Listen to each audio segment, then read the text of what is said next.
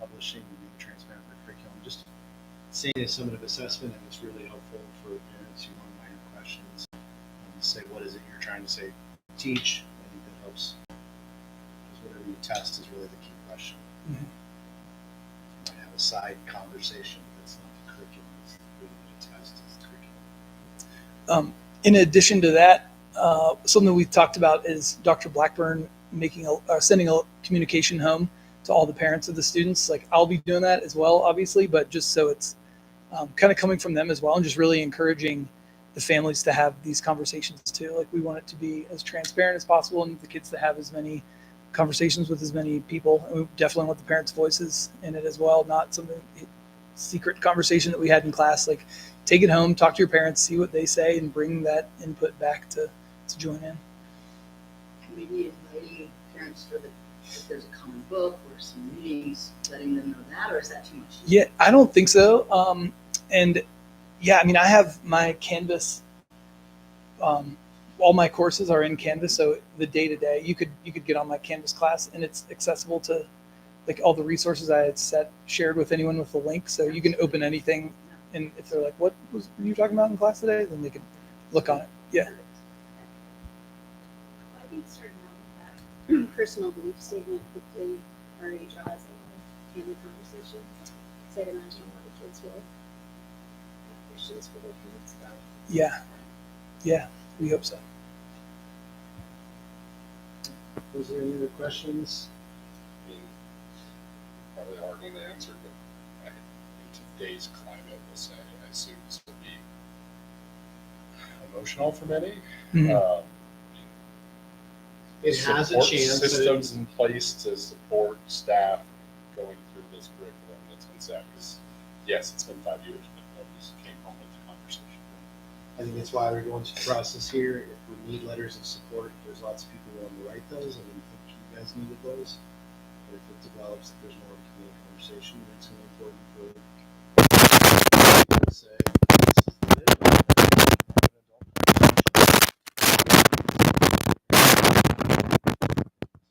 there's functional civil dialogue we can have. So it may come to us that we have to write a letter to the editor or make public statements to say, nope, this is in this case Brady Hines' job to do that. His job is to take care of the kids. And I will personally sign up. This was something that was very important to me 5-6 years ago, Mm-hmm. and it's here. And I can be your advocate. Write those letters. Cool. Come in class anytime.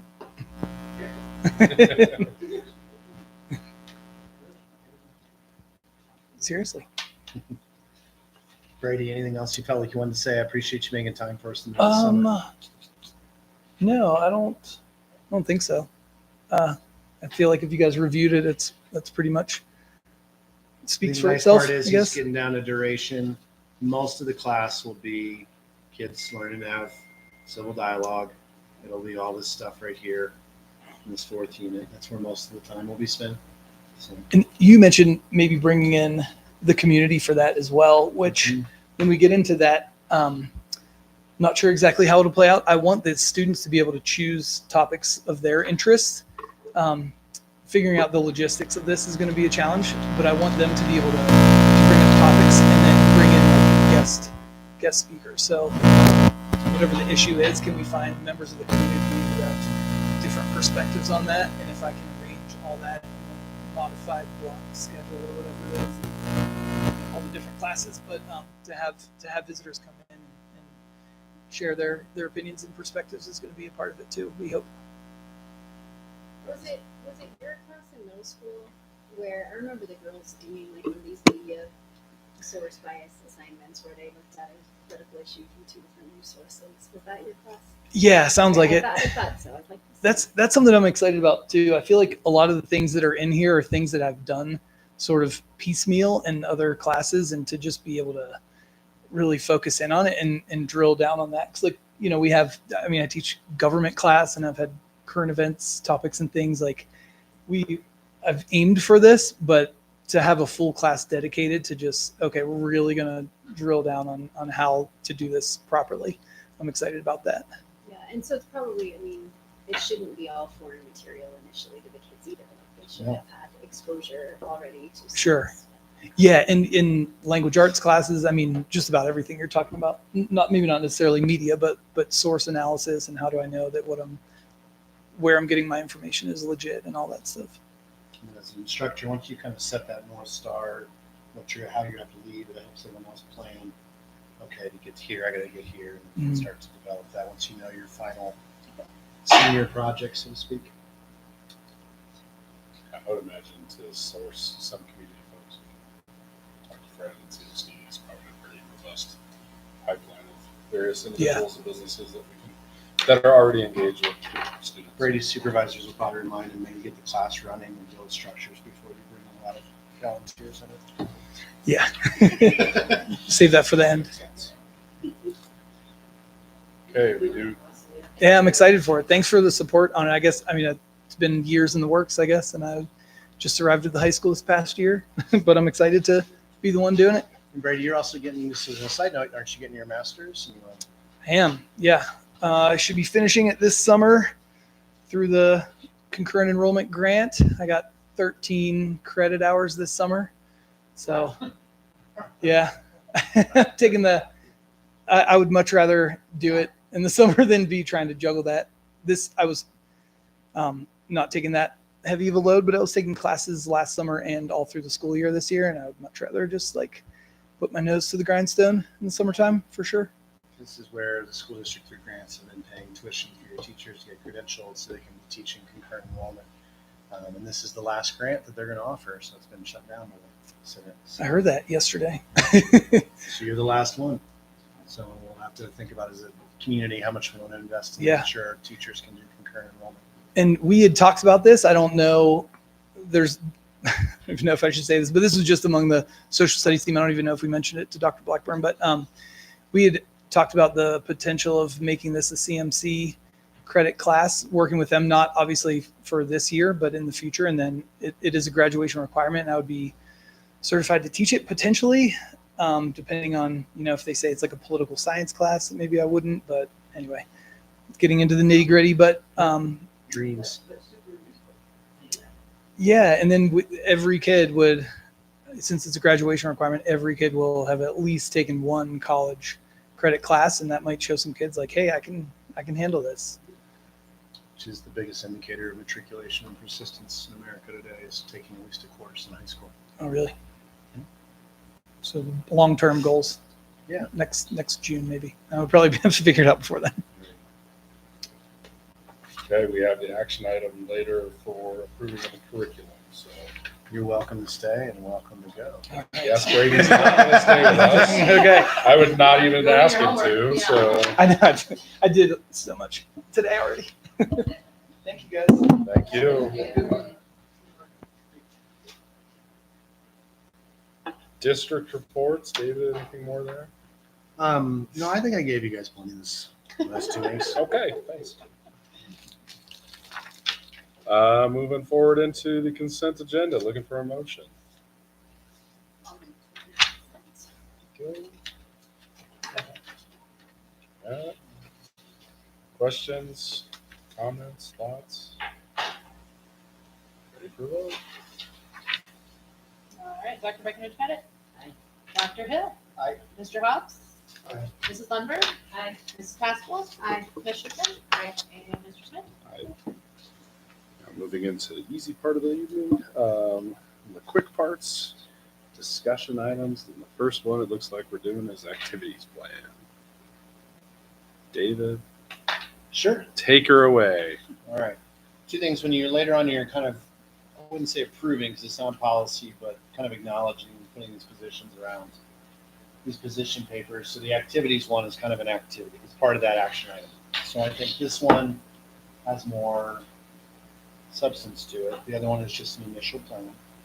But I wanted to make sure there's nowhere, in most school districts, this would be atypical, to be very clear, right? So you're going in more than, I guess, innovative space you want to say, this is our philosophy of why we do activities and why we do this and not that.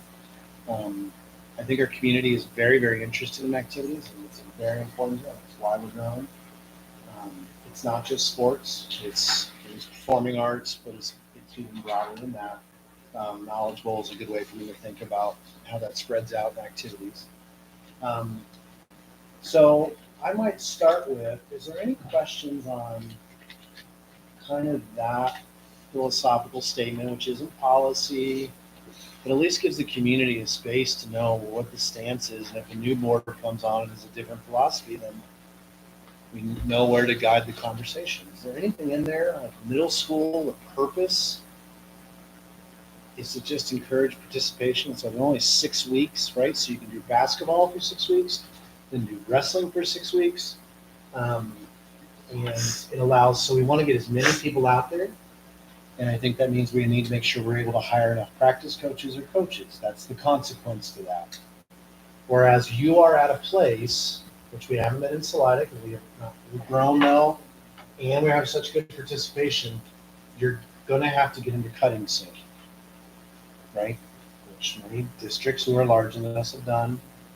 And so this would be the first time I'm trying to find some language to say, when might we do that? And then you have to balance it with, if you're cutting kids, then what's the other activity? Right? You should be, as you add cutting, you have to add more activities so that there's more choices. For those kids who may not be able to perform at that higher level, as a senior, let's say, what's that other thing that they can be engaged? Because our biggest risk, security-wise, everything-wise, is disengaged kids.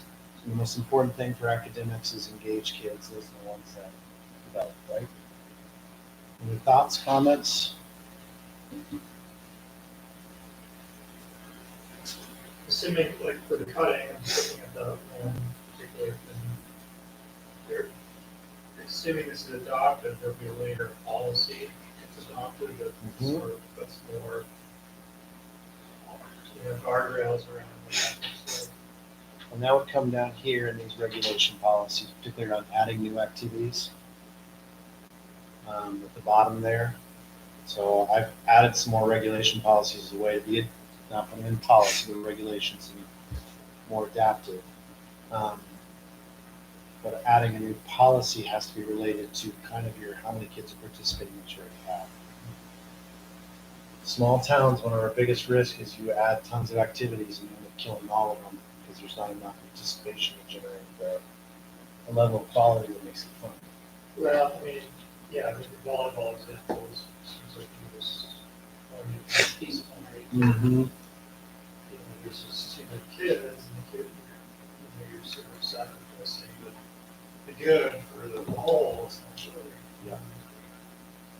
And so then what's the other thing you're going to do in the fall that girls would find interesting, particularly the girls who maybe aren't making the team, if you use that language? And I think the other risk with the volleyball example in particular is we have a really great coach who we have the potential to burn out really quickly if we don't offer enough support.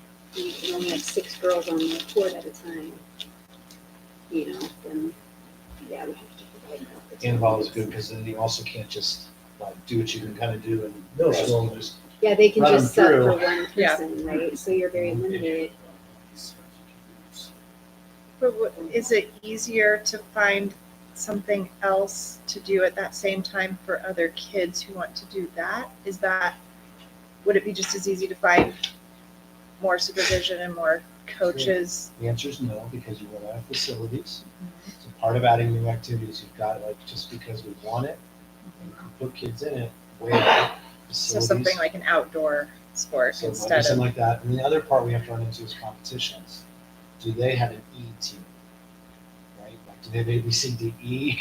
If there's not someone to compete against, then what happens is those kids practice all week and then there's no one to play a match against. So they end up Which is scrimmaging themselves the whole season. And which might be fine to have a kid involved rather than not involved and sitting at home doing nothing. Maybe they would rather scrimmage their friends than not be involved. So I think as we want to look at those, we want the activities part of Marco and such to be looking at that solution versus adding something else with the facility you can compete against.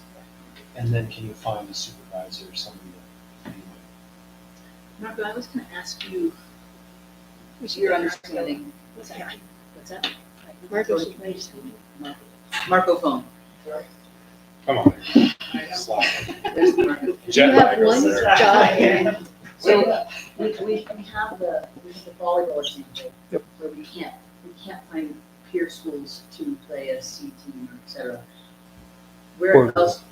Or when we do, like for instance, BV, there's similar situation. We play their D team 4 or 5 times Right, in the right, it's the season. same, what other sports are you finding this? So this year, like soccer is going to be an interesting one. We have men's anticipating 50 on the roster. 2A school, a lot of them don't even have JV, so that's going to be an interesting one. We'll reach out to bigger schools, something we did this past year to get creative with it. For example, varsity has a game in Colorado Springs, and so we're playing someone that doesn't have a JV. Hey, Mitchell, hey, Doherty, something like that. We're coming. Can we bring our JV and play your JV or C team or whatever? So labor intensive, phone call intensive, volleyball, anywhere else? Tennis is definitely one. We did that with a Doherty for tennis. There's 33 girls in tennis.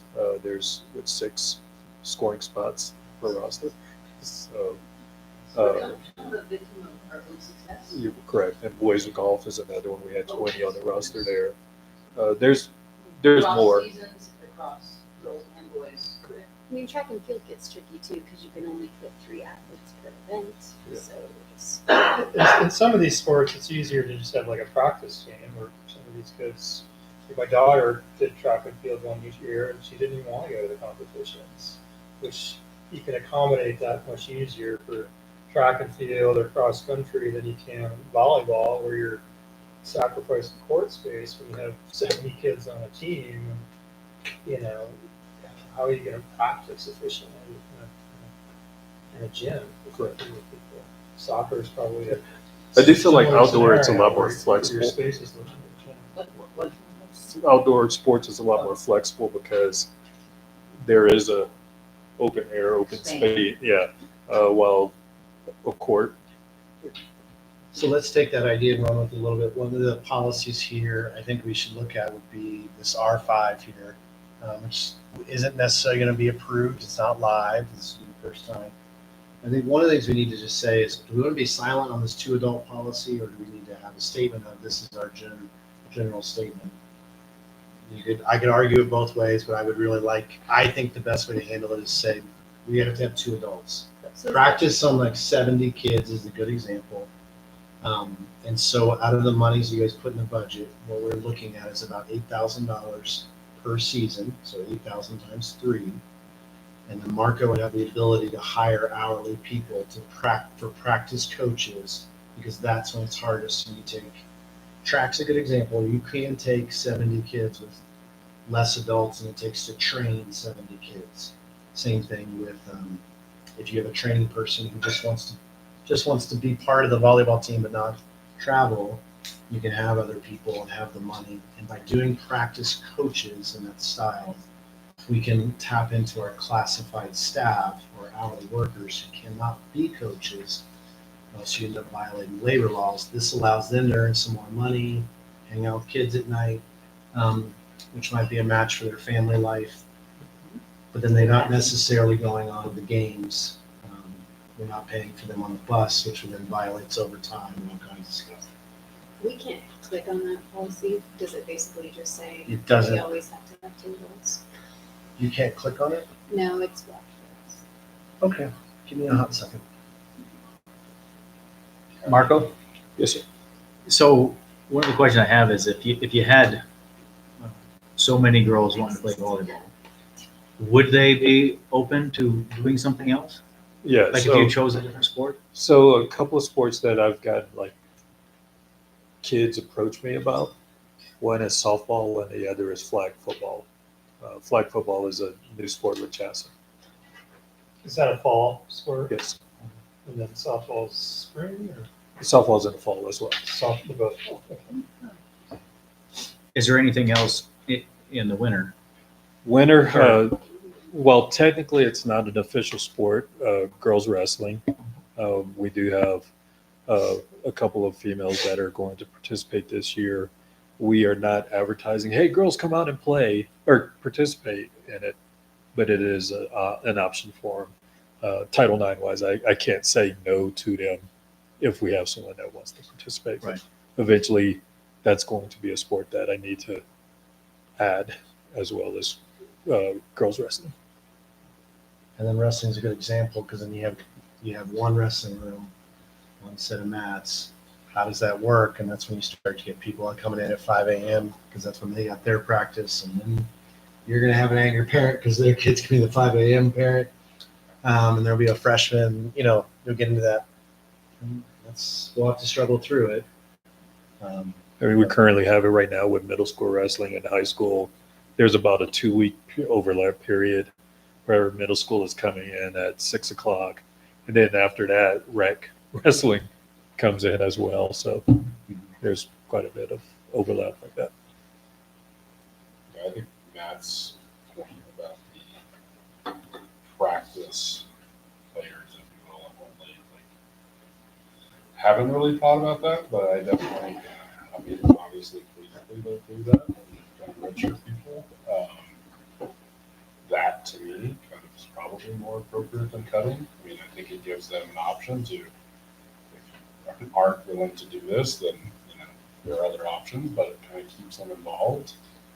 Aaron, as a coach, how would you go about redshirting 20 kids just to know you are building your program, but they're still there? It's I know it's a challenge, but I wish we could redshirt. right. I mean, it's just yeah. Oh, sorry. I didn't think it was a really Yeah, go ahead. No, I mean, yeah, I think it's an interesting one with soccer because next year we're expecting 50. I have a really good pulse on the upcoming stream as well, so I'm expecting about 40 the year after because we have a big freshman class next year, and then I've only got 3 or 4 the next year. So that's the type of situation where you want to keep every kid and you want to push them to be like, hey, I want to create a great environment for you. So what you're talking about, yeah, you want to keep them developing. You don't want to lose 10 kids and suddenly be in 2 years down to 30 again, where you're trying to figure out, now I don't have enough for a full JV. So it's complicated. And I think the way we're doing it in soccer is we're basically, you can schedule 20 JV matches and you can schedule CT matches. And so we're trying to take on the workload of that. Like you said, I'm willing to call anybody and say, we'll drive to Denver with 2 teams and play 2-3 games. Who's willing to play us? So, but I do think that, to your point, I'm always more pro not cutting and finding a way to keep kids involved in my program first, and that might be a scarcity mindset of having years where you only have 22 kids, and we have 22 kids in soccer. 6 kids just don't play. I mean, you just don't have that. You don't have enough for a JV, and the varsity's too big at that point to really get those bottom 6 in. So maybe I've had enough years like that where I'm like, I'm willing to do whatever it takes to keep the program big and robust. But yeah, having something where you could say like, hey, here's your option. Here's what I can give you as a coach. And still stay part of the program would be huge. And I think we tried to find successful ways, and not just they were coming to Denver to play a different Denver area school, but there are other smaller communities, and I'm not saying we should put our D team up against the Sawash varsity, but I'm sure that there's a little bit of ways to merge those. I don't know the logistics and planning and efforts, but yeah, I just think having something more along the lines of 30 kids on the volleyball team or on the practice team. And I think that we're going to get to a resource allocation issue where you're going to decide whether you want to pay for another person to be scheduling all those one-offs all over the place because there's no system to do that, or whether you want to invest in more coaches and supervisors to run other activities. And the answer is yes, you're going to try and do both. But I think one of the questions, and maybe to push on you guys, is what's the difference between high school and middle school sports? Because I think I know what the parents believe. I think parents and kids think that there's some performance issues, that they want to perform when they get to high school and they move into that developmental stage. They're not interested in just showing up and being part of something. They actually want to perform. So talk to me. I mean, it's not a popular thing for me to say, I'm sure, but I'm also not that sporty. I don't want to say I don't care about winning, Mhm.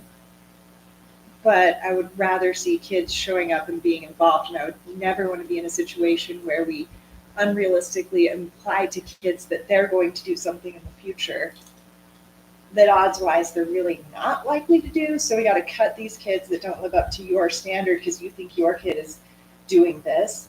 But in reality, your kid's probably not doing that. Mhm. So could we just, I'm not saying give everyone a trophy.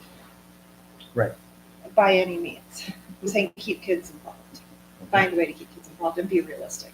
Well, I guess I would push back on that. I don't know that we need to really define if our philosophy is winning or not winning. Mhm. I think our philosophy is if we have coaches who care about kids and coaches who are showing up with good support from a strong athletic trainer and department and leadership, I think we will have winning teams. And you gave the example of, Aaron's boys making it. And I mean, Kenny Wilcox has qualified the girls and boys for state almost every single year for 18 years, Mhm. right? And we are in the most competitive region in 3A for cross country. So to me, the issue is not that Kenny comes at it like, let's try to win this season. It's because Kenny cares about kids and has kids invested, and kids want to work hard for him because they know he loves them and cares about them. So to me, it all more comes back to our coaching, our training, our evaluating coaches, and getting kids to feel connected and involved. And then I think the winning probably generally starts to happen. I feel I'm trying to help make a decision like this since I'm not a coach or even an athlete. And I would be more prone to offer more help for assistant coaches and let the coaches, the head coaches, work out what needs to happen. And if assistant coaches aren't what they need, then we can try to figure it out from there. But I think having the opportunity for funding for assistant coaches is a good way to start. It's kind of a blanket, it's an easier blanket to achieve. Well, and it's certain that if you have more people, then you're more likely to have more connection with kids, right? Like the middle school track team this year had 70 kids. They had 3 paid coaches. And then Donovan was able to find another full-time volunteer who was willing to take a whole cohort of kids. So every day when those kids showed up, you had 70 kids broken into 4 groups, and every kid connected with a coach every single day. How are you feeling? What's going on? What are you doing? So definitely having more bodies and more people provides more connection. So I agree with you. Then it's a question of priorities, and we prioritize having students be involved because it helps them succeed. And so it looks like we need dollars towards it. That's much of a priority. And then David, to answer your question, to use your quote, is yes and. Our house, we have an in value of 3. 2 were there for the juice box and to belong, and 1 was on fire. And so that's who's going to come to those teams. Coach here as well. And you just don't know who's coming, but we value the coming, and then trust the coaches to look at what do you think? I guess I'm just circling back to this volleyball example and envisioning a gym with 70 kids in it. I just don't know how you manage that from a resource perspective. Maybe there is a way that it gets done, but I can't envision a good practice for any of the kids when you have 70 kids in a gym this small. And no, volleyball is definitely. Yeah. Maybe if you have another sport that preempts that issue Right. anyway. Yeah. It's not so about cutting, it's right. about adding options. adding another option. Yeah. Well, and that's kind But of, then what happens if you have 70 kids say, I want to play volleyball, and only 9? I mean, I don't think you can take we're not going to have a cutting policy off the table entirely. I think the way it's been postured is we don't want to do this, but if X, Y, and Z happens, we may have to. And it's not the first option, not the best one, but you can't have a sustainable program with 70 kids in a gym. We've got 4 gyms. But we have middle Yeah. school volleyball running also Yeah. along with high school volleyball. So really that number is even So higher. there's 50 middle school girls and 44, I believe, this past fall. And that's with 3 gyms. And that's with no sixth graders. No 6, yeah. They got cut. And then your other gym, the elementary school team used for rec programs. That's for the fall, That's what's for the happening younger in high kids, school with K5. sixth graders. High school kids out of my, On top of every sport of this. you know, it's just kind of, doesn't have to be like that. No, you could do the 5 a.m. training. That some districts do that. We may have to do that. Then that solves the facility thing. And you have to find another coach to do that, and then you have to find someone to compete against. I think why I wanted you guys to do this, because no one's had this conversation, is to say, in general, don't cut. There may be some cases, that's what it says up here, to be allowed, and it should drive additional activities to be added. There should be a relationship between this, we've maxed this one out, so we need to add capacity, whether it's flag football for girls, and is that a fall one? That's a fall. That's fall. I think the challenge, like we keep about volleyball, at the high school, there's a little bit more like expectation of building a program, a little bit more help, bigger facility, but like I think at the middle school level, when we have a number of kids participating, is where we really struggle, because it's like, well, you're a parent that stuck around tonight, can you help out? Because I need it. Yes. And yeah, we have 50 volleyball girls in one very small space, and about 30 of them, 20 of them get ignored for most nights, because it's like, okay, well, I don't have the capacity, don't have the space, so on and so forth. So And I think a lot of that too also came down to not having enough coaches, right? Like it was kind of a last minute assembly. Yeah. A group of You have, coaches. there's a lot of people in the community that want to help, but they don't want to commit. And that's kind of where we're at right now. Where positions are open, positions are available, but, you want me to commit? No, that's the nice thing about the hourly training coaches positions, is that does allow for someone who might have a great expertise, but whether it's their actual job doesn't allow for them to commit or whatever, it allows for them to be involved without having that full force commitment that a stipend position would. Well, and I'm sitting here listening to the one of the biggest issues is facilities, the gyms, the fields. We live in an outdoor playground. So why can we not use the river? There's kayaking, there's supping, there's lakes, there's, surfing now. Why we have a ski area, why we have a Nordic skiing, alpine skiing, we have rock climbing, so those are activities that I'm sure many students in this district, because I was very athletic, but I was not into team sports. I was into skiing and hiking and backpacking and climbing and, so for me, I might have been interested in volleyball because my friends were, and that was an option, but we live in a playground, you guys. So is that an option to get volunteers or pay them hourly for someone to take 3 kids down and learn how to surf in the river, or to, in the winter, take them Nordic skiing? Or we have so many opportunities here in our community that have nothing to do with our fields or our facilities. So more like outdoor club kind of scenarios Yeah. versus an actual competition. Right. I mean, they compete against themselves. I can, or ski touring with your dog. I mean, there's just so much in our community that their parents do, I'm sure.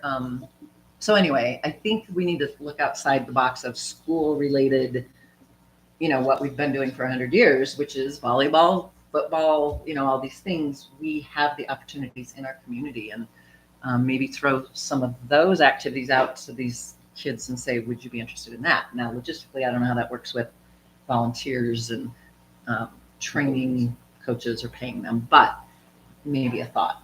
That would be interesting to know how it works. Like, I know my high school friend, it was not recent, but there was like a ski club Mm-hmm.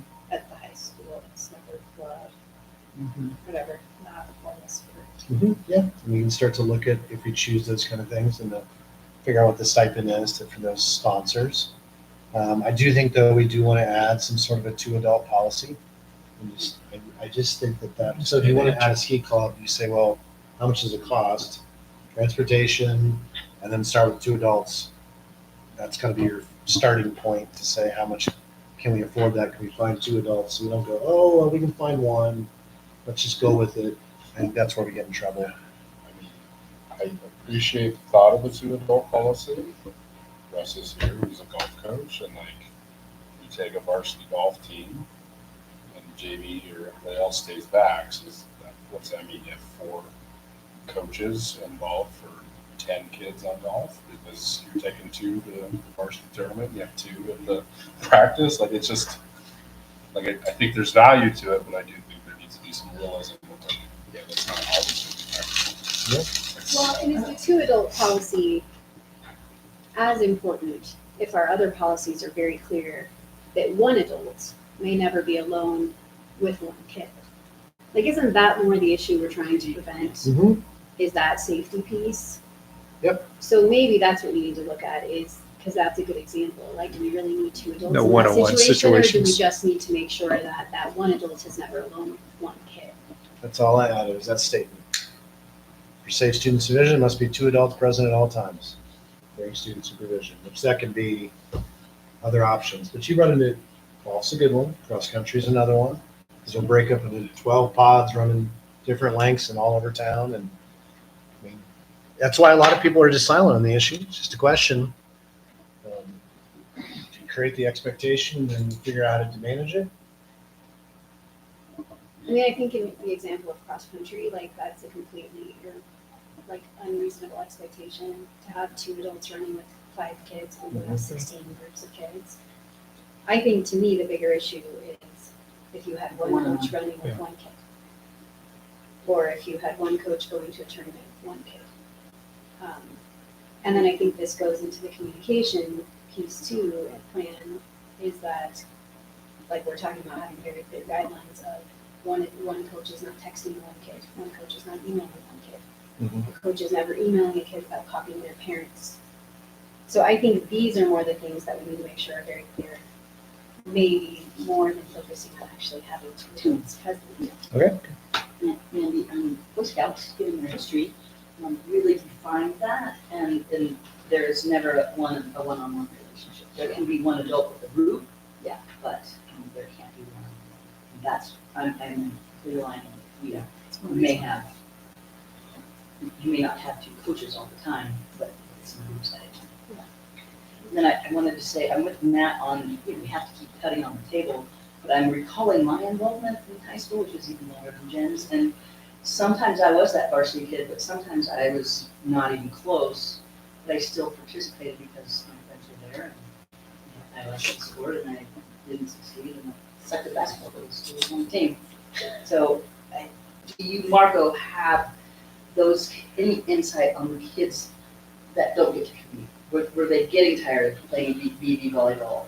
Did that matter to them? Or just belonging was enough? I know that's a lot. Yeah, I honestly feel like it might be more of an issue with parents. Yeah. Wow. Yeah. Okay.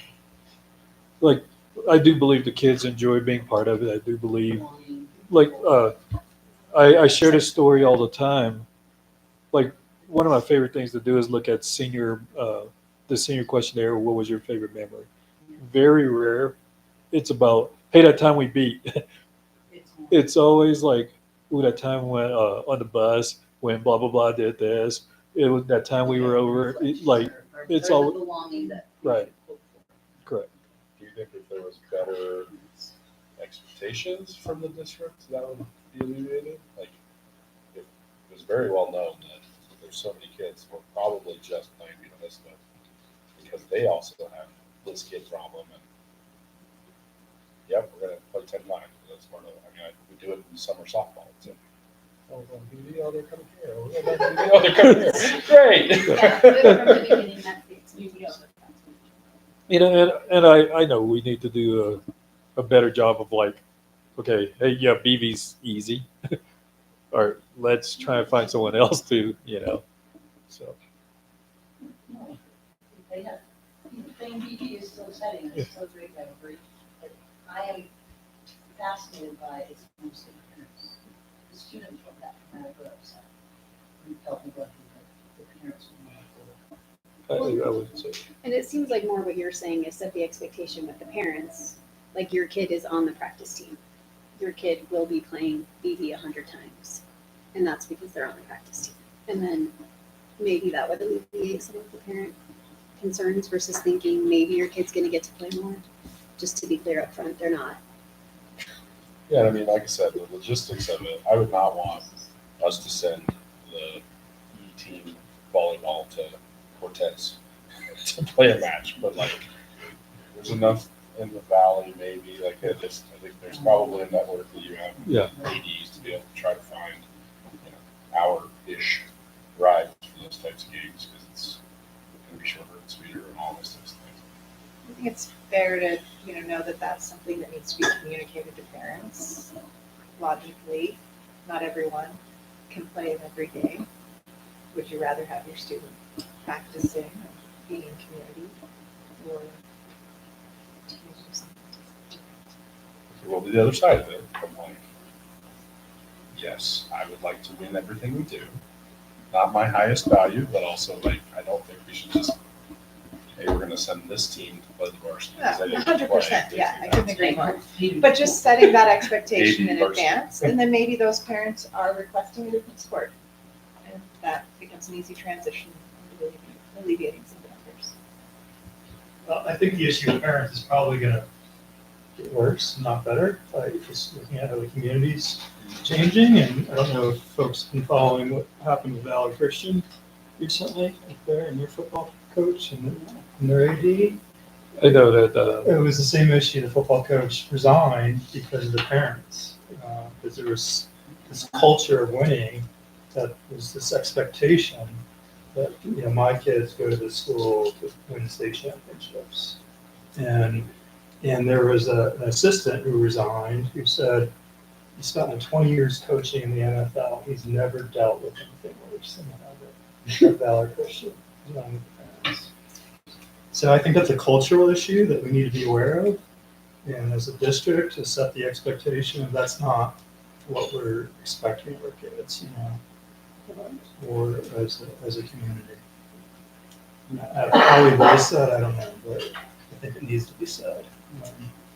They also set that expectation of money because they pay $90,000 just for coach too. And I think they set that expectation like we're hiring a football coach to win. And so, Right. for what it's worth, there's an expectation of discussion. For sure. Great. Okay. I love it. You got that in your budget. I think our girls golf coach like 110. Yeah, 110. All right. Is there anything else on this that give me some things I can do some editing to capture some of your thoughts that helps? I'm going to jump over to kind of coaching expectations. Do you guys try to put out there, that there's almost 3 different kinds of coaches, right? Did you guys get a chance to look at that? Do you have thoughts about the concepts? I looked at it, I don't know how much of it I retained, but I do think one of the other problems, just part of it, is for program development, it really is year round. And that's very difficult to do unless there's like a passion behind it, because you're going to be running camps and off-season activities, and I know there's part of this is another discussion, but like weight training and conditioning and all those components that are really stable for a good program, and that's year round. I don't know how our stipends work and things of that nature. I could do it, but I wasn't the greatest hire as a freshman in college to run the weight room for a couple summers, but like that's what we got. That's why I have para, thank you. Buy as many years as you can. But one of those things where it's just like, those would be things that I would say are how do you set those expectations with kind of the cost benefit piece of it. Yeah, it's going to be really tough for me to justify spending my summer in the weight room when I got paid, $6,000 to run the football team. So I money doesn't solve all the problems, but like there is a money component for sure. I mean, that's going to be challenging to figure out. Yes. Do you want to pay people a flat rate no matter how they do what they do, whether they do the extra or the little? Or do you want to pay people who learn more or give more? Do you want that would be the key question. Do you want to pay the people who do more, or do you want to pay everybody the same regardless of what they do? The current situation is you pay everybody the same regardless of what they give. And they just get their step and level every year. I get a $200 or whatever it is extra because they came back the next year. I would like to pay more for when they do more. I know there was a part of the conversation of certain sports get paid, and there is an added pressure to that, but also again, collegiately, there are some schools that have a variety of programs thanks to the Alabama football program. Right. So it's just getting gate doesn't necessarily turn into we should pay that sport coach more because. Let's start with the basics. Do you want to pay people flat rates regardless of how much they give, or do you want to pay people more who do more? I think we should ideally pay more for people who do. It's very difficult to do in the school system where we pay everybody the same. I understand, but this is not education. But this still has parameters and guidelines. Like, it's not like we just decide to randomly give this coach Right. $1,000. You can change Like, the you're on- qualifiers you're of on how the you do protocol. that. But the key thing you have to decide is, because it tells us right now, if all you say coming out of this is, really all I want is participation. And just pay people who are willing to volunteer. And you have the system. You've arrived. If you're looking for any other part of the system, then you need to change lots of different things and think about it differently. I mean, I think I am maybe opposite of what you are, Mandy. I'm where, I think all of our coaches do more work than what we pay them. 100%. 100%. No one would disagree. But how much more hiring do we need to do to define, to be able to say, assess, well, this team's record is this participation is this, the time they spend with this. I'm not interested in the differentiation. Okay. I'm not saying that it's irrelevant or unuseful. It's just not as much of a priority as maybe Mandy has. And so Mandy, persuade me, talk to me about how would you define more? Well, I guess I was just going to say that we have had coaches who have done the bare minimum. And we have current coaches who currently do the bare minimum. And I think we see how that affects the kids. So I think that's what I'm saying, like pay more to do more, is if a coach is really investing in kids and doing training modules to learn about nutrition and mental health in sports and injury prevention, I would rather pay that coach more than the coach who's just going to sit there and shows up to practice and doesn't even have a practice plan and there's no drills. And then they just are like, okay, just scrimmage for the next hour. Right? So to me, I do feel like if we're always looking at what's best for kids is to have engaged coaches who are actually engaged in learning and doing better and wanting to improve their program. And I don't think that you get that from most people unless you get the money. How acute is this bare minimum? I don't know. That's kind of what I set out. Well, you got a coverage coach would be maybe one way to think about it. Thank God, appreciate you're Okay. here. You're a warm body, and we are so thankful. Here's money. Show up and be a warm body and be professional and safe with the kids. Where did I get that? This would be this coaching expedition, or it's on the plan in a different way. So you've got it in more than one place, tried to throw it at you, trying to solve this impossible problem. Oops. I mean, I think Coverage versus. Coverage. and then I think you have to balance like these training modules with the fact that they're still getting paid way less than the hours they're putting in. So I think the tricky piece is not putting too much on coaches. Of like, okay, we're still not paying you very much, but we'll pay you a little more if you can do all these trainings. Like, I think that's the tricky part is Yeah. having expectations, but then recognizing that there's not enough time or money on the table ever. You know, most of our coaches' hourly rate is probably like 50 cents if you really look at what they're putting in, you know? Yeah, and I think I've said this a little bit. I don't know how you solve it because probably someone would have the control component. But I think having a few coaches that burn themselves out and it's like the administrative burden. Like, I gotta deal with the buses. I gotta deal with eligibility. I gotta deal with all these things versus just I can go and coach and be there. So I've been saying for a while, like I think there needs to be more administrative monies for different things to help support various levels. That's what I'm saying.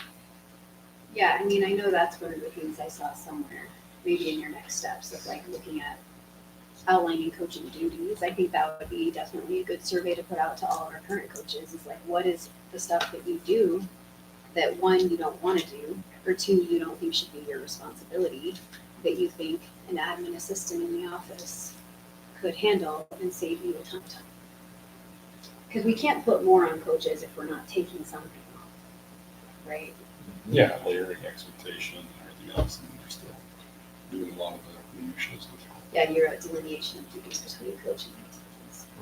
So are we, just as we somewhat consider state averages and so forth for teacher pay, are we considering averages for 3A sports? We would like to, but I need to have clarity on what you expect. What kind of volunteer system, and it's a paid volunteer system, it's a paid volunteer. Is it just thank you for showing up, being faithful and loyal?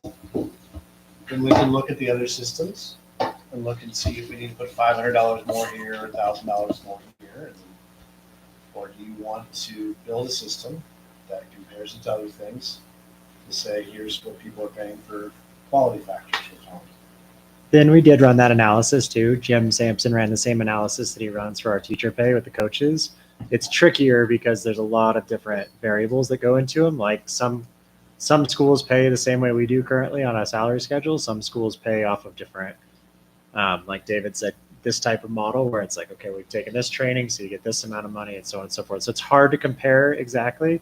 So I think to David's point, it's worth figuring out what's the model we want to go with, and then let's find the schools to compare how they're doing it to try to get market analysis. We're pretty close right now, though. Overall. Okay, I understand that. I just don't know if we're like half at the bottom or are we right in the middle. Yeah. Right now we're fairly close. The problem is fairly close at that is different than a teacher salary because it's $1,000 maybe one way or the other, but that's 20%. So it's like, is that fairly close? I don't know if it's actually fairly close, but I mean, we're in the, like when we compared to Manitou, for example, we're very close, then a couple $100 on most of our sports. And they're a similar size school. They're on our teacher list and they pay similar to how we pay currently. So we've done that comparison, but it is more complicated than just doing the teacher salary comparison for sure. I can tell you that we are running out of volunteers. Volunteerism is not strong. Salida has a lot of volunteerism, but that commitment piece that Marco was trying to articulate, like it's not a growing value, it's a shrinking value. While at the same time, as this community becomes suburban, the values on performance, as Matt was trying to say, continue to increase. That's why it's important that you state what your philosophy is, and let Marco figure it out. It's going to cost you more money, but you've already set some aside, no matter what. How much more depends on what your values are and what your position is on these impossible topics that can't be solved. They won't go away. Will not make everyone happy.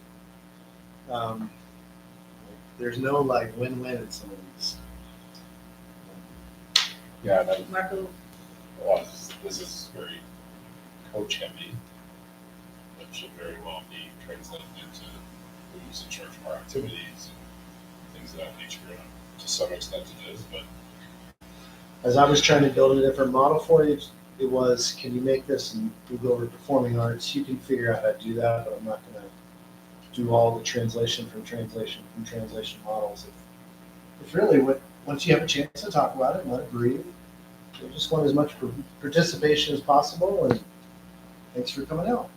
If that's the system, then I can build that system. And Marco can demonstrate. I think we need to pay more for people who do. Yeah, that's kind of my sense too. That this, we're going to pay everyone the same, regardless of what you do or what your performance is. It doesn't sound right to me, because there's some sports that there's just going to be a lot more to it. You go into it, depending how far you go in the postseason, you could add a month or more, depending on what sport you're in, which is a significant time difference. You can just figure it all out, maximize all the Oh, we will. participation. We're gonna solve and everything. win, I guess, just thanks. So Mandy, so the more could be defined as completing modules, going on to postseason play, numbers, involvement, what are the other variables the of how we other- can describe It was better? the base pay, participation pay, so, Right there. I mean, you have it as 250 for 10 kids. Did you guys just? I just was trying to make a model of like, And then multiple teams, right? So if you're a coach that has to technically be in charge of a varsity JV and C team, you should probably get paid more. Yeah, it's in this activity paper. Okay. I mean, I kind of am with Joe, like, yes, I get the gate fee that you're performing in front of people, but I also don't necessarily feel like you should get paid more because you're performing in front of people. Okay. Because you chose to coach football and not track. Like, I don't know, I mean, you're coaching mountain biking, your kids are still performing, your results are still getting posted. So I don't know, I don't really feel like they should get paid more for their gate fee. I don't feel like I that agree. is fair. That's the only I one agree. I disagree with. then tried to make some different training tiers, right? So that's the sort of thing, some post-season money, so what it would look like, that sense, and then actually go through and here's the modules of what you want your kids to do. You need everybody to take, we don't do this right now, a module that talks about communication, like this is how you communicate. It's not a do what you want DIY communication structure. You're working with minors. Well, and I think we've also seen some of this in the past. We have seen coaches texting kids inappropriately. We have seen coaches having contact with kids on Sundays. So I think some of those clear CHASA communication guidelines also need to be put into this, so that coaches are. Oh, you can now? Okay. So I guess Still, that's- but there's a professionalism piece. You don't want Right, but it's anybody's like, with I don't kids. actually want coaches communicating with my kids on Sundays personally. Like, to me, that's your rest day. You don't need a coach client. And also So, understanding but it's I- relational. Like, so anyways, Yeah, so you all need of that some, we needs- don't have that. That would be an increase in expectation. Just understanding how to work with kids professionally and developmentally, and they're not in the NBA, and they're also all those different pieces and parts. And then you could start to go through some of the other modules. So I've laid it out a couple of different ways. There's a solution way to do that, to train. And if people do that, then pay them more, right? If they're willing to understand the difference between fitness and strength and conditioning and the movements, they should be paid more. Not all our coaches know this. Russ, your coach, would you do those modules get paid more? I think doing modules isn't gonna make you a better coach. It's not gonna get you to spend more time and put more effort in with the kids. But it'll get you to do the modules, do the whole thing.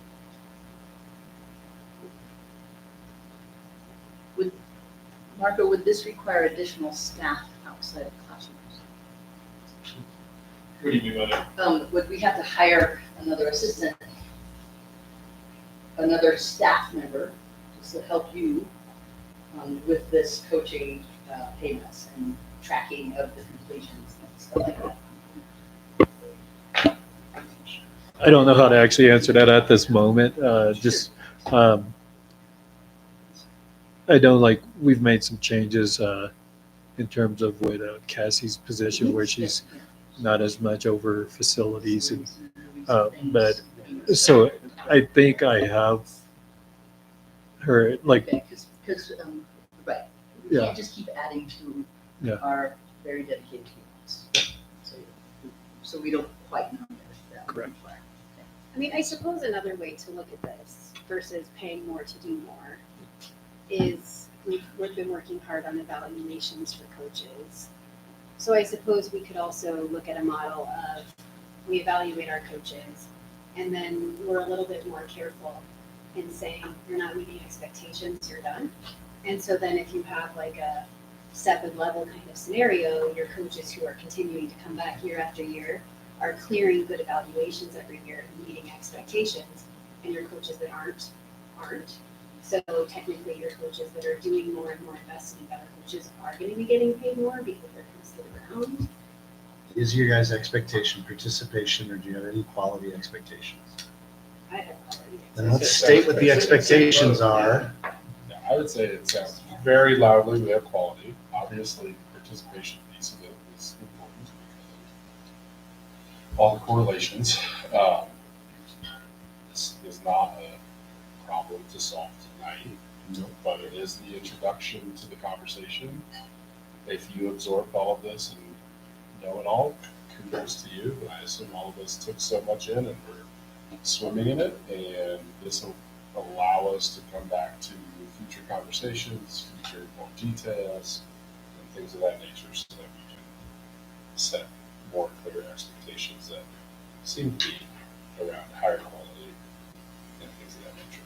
So, I don't know, maybe 4 years ago, we were downstairs in Crest, I believe, and you were presenting to us. And you talked about excellence and participation. And in our, I don't know if you can remember what you taught us. I just know you taught us. Can you remember about where are the students on this? And I totally put you on the spot for something that taught me. Sorry. So maybe you can, So I will say, the only reason why I want to win is because it's fun. right. When I've had, 100%. when I've had a lot of success, It inspires and lifts those kids. yeah, like people want to be part of it. People want to join. I don't think anyone wants to go and get beat up every time they show up, but so that's why, like, my goal is always like, we want to take care of kids. We want to treat them right.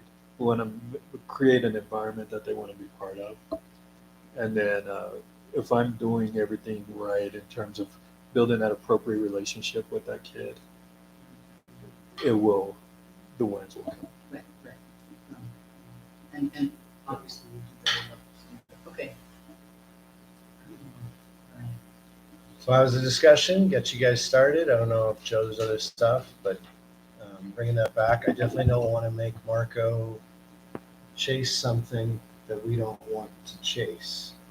It's a lot of work, right? So over the summer, please be thinking about that stuff, and we'll hang tight and listen to your comments and questions as you think about that. If the answer is, I've got everything we expect, then we're doing great, right? We're winning the titles every season and having fun. So all-time high participation, we're in a good spot. Go through something else and make sure we say it so we can put that clearly from this room and not from someplace else.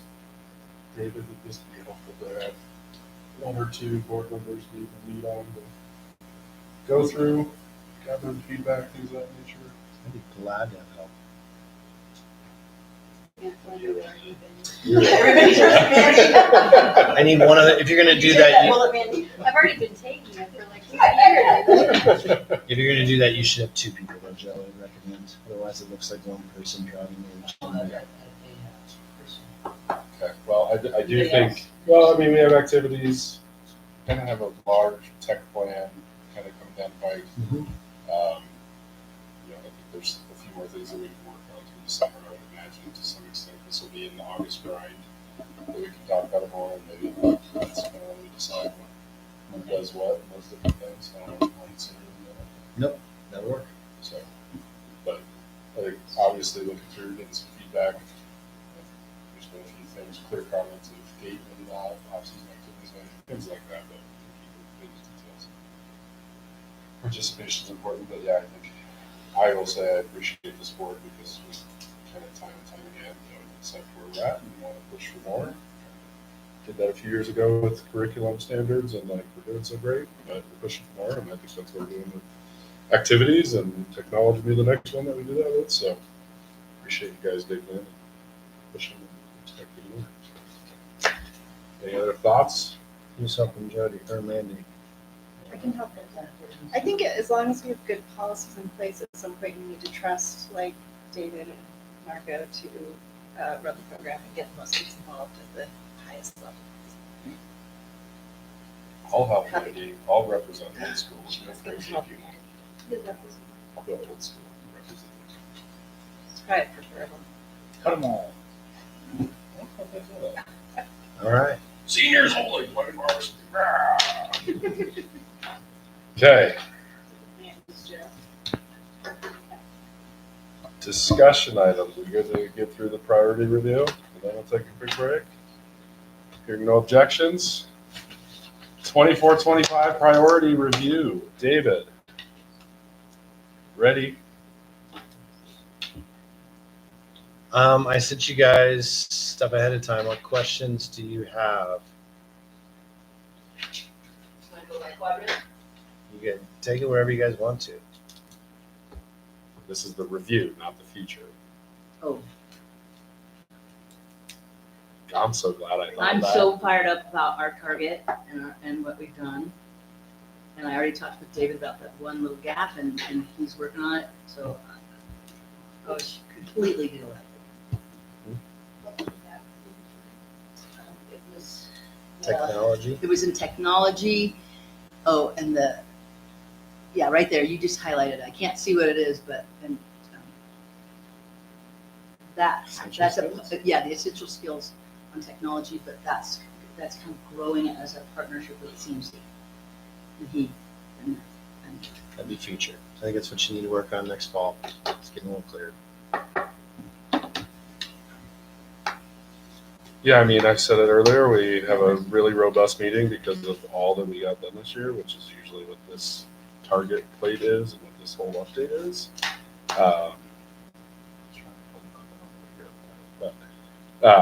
Here. Geez, so good.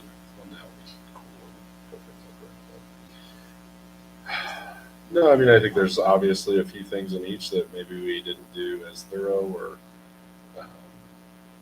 finish like we thought we would, but like frankly, certain things like some of the facilities things are just like ongoing and like, oh, we're coming to a culmination on a couple of them.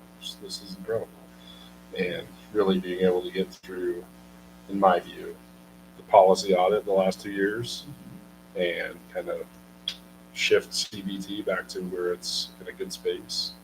And then it's like, obviously we know kind of what some of the things we're doing with new hires and things of that nature for some of the programming and academic stuff, but like just seeing everything we've done, and every year we seem to say this is way too much, but we do get most of it done. We're getting to a place where we feel we're good to kind of wrap it up in the next year. So I feel really good. I feel like we, like usual, got a hell of a lot done. So a lot of that is you, David, and your team, and pushing on and getting things done. So kudos to you. And next year should be a little bit lighter, but I say that every year. It never seems to happen. best thing is that we have stable physical program. And we didn't have that for a while. Now we have it, and it's really nice. All within 4 or 5 years.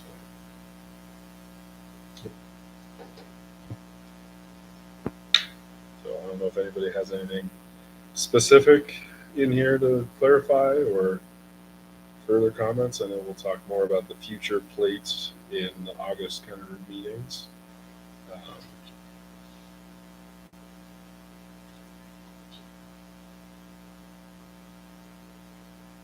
Hearing none.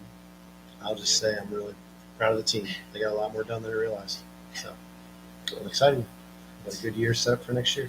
It's always good to reflect back and see what you can accomplish. So We do a good job of celebrating what we get done. Okay, 5-minute break, 10-minute break. We'll jump back into action. Okay, quick break, and we'll jump into action items. Thank you, Mike.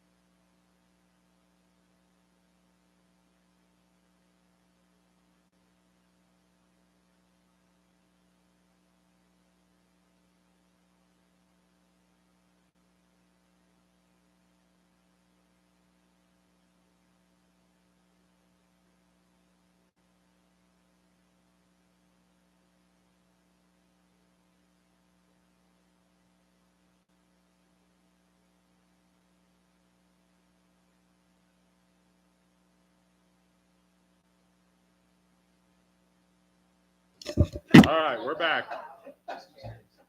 We're back and Karen left us. All right, Karen, we're starting. Sorry. Looks like we have no second readings of policies. So, Just make a note that with our third readings of the last set, we're done with all of our policies. yeah, we're done. That's incredible. You're welcome. Don't want to do that another time. I'm clear. We'll do that one more time for you. Once that was enough. Okay, looking for a motion on action item B, approve athletic training position. Yep. Good. David talked about this lightly in his video and conversations, but David, do you have anything you want to add before we ask some questions? I think it's connected to how you want to do your activities program.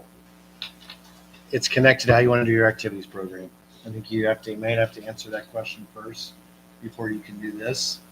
Because if you're just looking for participation and you're not looking for people really learning how the body works and nutrition and everything else, or you're not worried about how the weight room gets used, then you don't need someone to oversee how the weight room gets used or how kids develop their programs, right? Those two are related.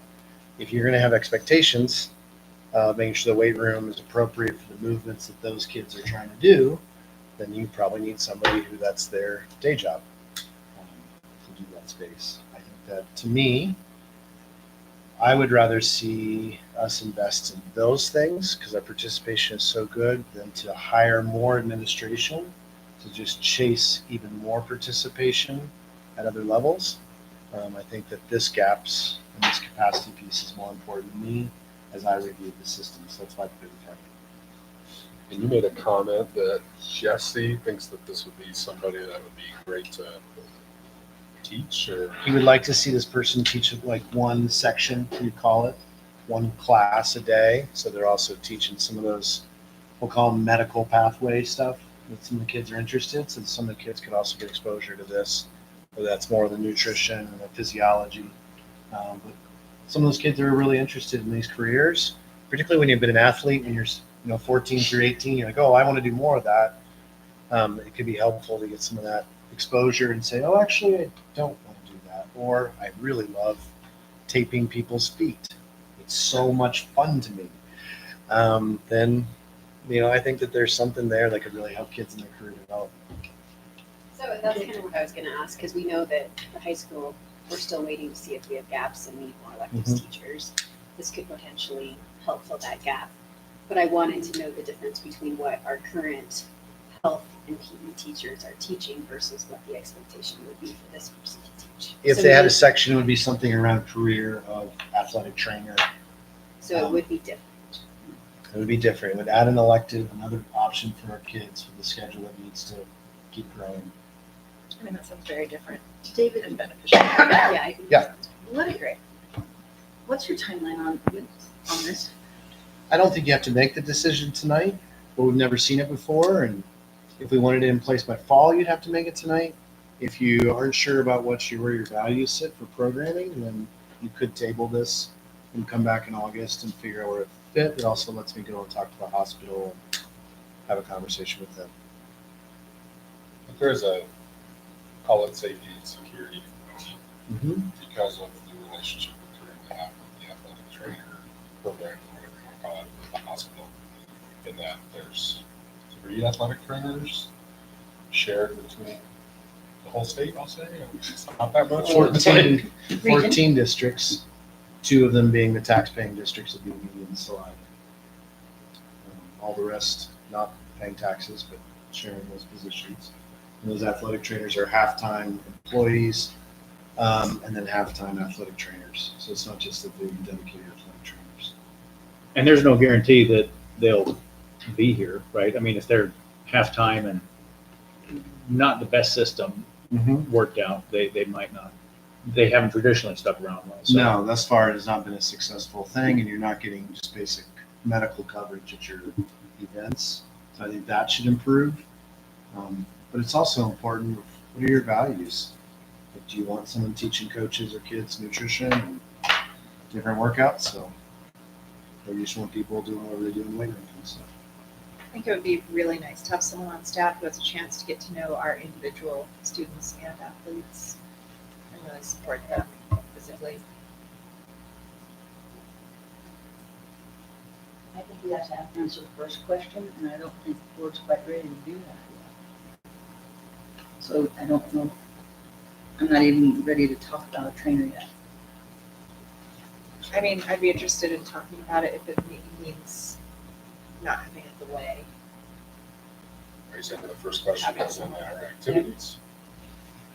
Right, participation and excellence.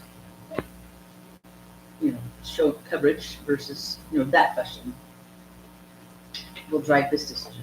I mean, for me, they're totally separate issues. The athletic trainer is more about safety and health of the kids first and foremost. Certainly. Yeah, I don't see the connection. I can see a little bit of a connection, I guess, with having an athletic trainer with maybe helping the excellence. Probably not going to want participation part of that equation, but to me, the more important factor is having somebody there full time that's going to be looking after the kids. So this would replace what we have now with the 3 and 14 districts? That's what, I guess, I'm not understanding. I don't know the answer to that question. The hospital has been non-responsive when we've asked them lots of these questions. They've not offered anything. So we can't really tell you the answer to that question because we have no communication that allows us to do that. Do we Yeah. currently pay for our portion of the athletic training? No. Salida and BV citizens pay the hospital just under $900,000. But we as a district do not have anything in our budget that helps pay for that support. Because their thought is they're bringing all those kids in to their physical therapy department, and so it benefits them to offer this service. Yeah, Mandy, it's talking to them. It is about what districts they have clinics in. So like they have clinics in the Valley that are specific HRMC clinics. And so they have those clinics there. That's why they support students with athletic trainers in that area. The conversation we did have is they consider it a service. They would say they lose money at it. And at the same time, they would say that they do it where they have clinics because that has the opportunity of potentially bringing people into the clinic. There's a marketing. Yeah. So they would probably not call it marketing, or at least they didn't in the meeting. They were kind of, Of course. but at the same time, it's they were also saying, yes, we do it where we have clinics, and it is not related to taxing, but it is a community service project. So it's Potentially, we have a different intention or reason for wanting to have that person in the building. Ours would be to keep those kids safe or help them when they're injured. David, so the part of the Rockies taxation district is Chaffey County, It's Chaffey County. and so Their service area is much larger than that. Because it's a regional medical center. Is it different? right. I'm just making sure I understand that you're saying the 2 tax districts, school districts, are BV and Salida, Correct. and Those so citizens pay. right. So Cotopaxi has the benefit of those 3 athletic trainers, Correct. but the citizens aren't paid. Correct. They're not part of the district. Right. That comes with it. Right. Same with Illinois, South San Luis Fork. yeah, and the tax portion is a very small part of their revenues. That is true. Sure. It was. I mean, the audit. I haven't looked at the most recent audit, so I don't have last year's, but the prior year was 820,000 or somewhere in that ballpark. So it's out of more like 100. I don't know the spot right this second, but more in the range of like 130 to 150 million revenue. It's not like a huge chunk of their revenue. Fair, right, I but- appreciate that, but it's really, I didn't quite understand that, now I do. I guess there's an assumption too, with this being on the agenda that maybe we haven't talked about is, assuming the current system is not working, so capacity, and maybe that needs to be explained by, David. I think he has maybe you could had speak that to it as well, conversation. and us as well. We have had that direct conversation. We're waiting for some sort of reply. Any ideas they might have to address it. I mean, can you tell us, other than wanting our potential expanded programming, like we're talking about with coaches and Yeah. maybe teaching these electives? Like, if we take all that off the table, what is the biggest issue with the athletic trainer currently, that they're just not available and they're not around and they're not present? And so our kids really aren't getting care when they need it? I wish Marco was here, Mandy, because I believe that we had at least 2 football games this year where we didn't have an athletic trainer. Don't quote me on that 100%, but I do know we were looking at all kinds of options throughout the week, and we only had like 5 home football games. That's ones where you want an athletic trainer at. That you would want Are an we athletic trainer. required by CHASA to have an athletic trainer at our events? That I don't know the answer to. I mean, that seems like something we should definitely know the answer to. Because if that's a requirement by CHASA, then we're not in compliance in this way. Which makes me think it's better. It is not a requirement, that's my understanding, but I haven't checked. But you don't. I do not send out, I'm gonna guess that the golf coach would say they've never seen an athletic trainer. At any event, anywhere, at any time. Do you know,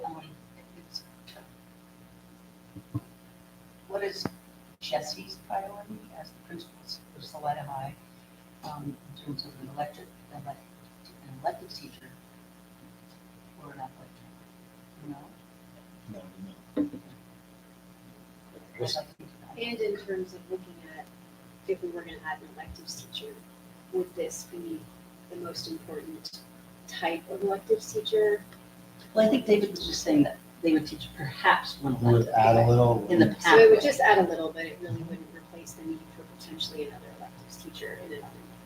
Just trying to expand career development for kids. Part of the path. Make sure that we have someone who can help the sports who are most likely to need an athletic trainer.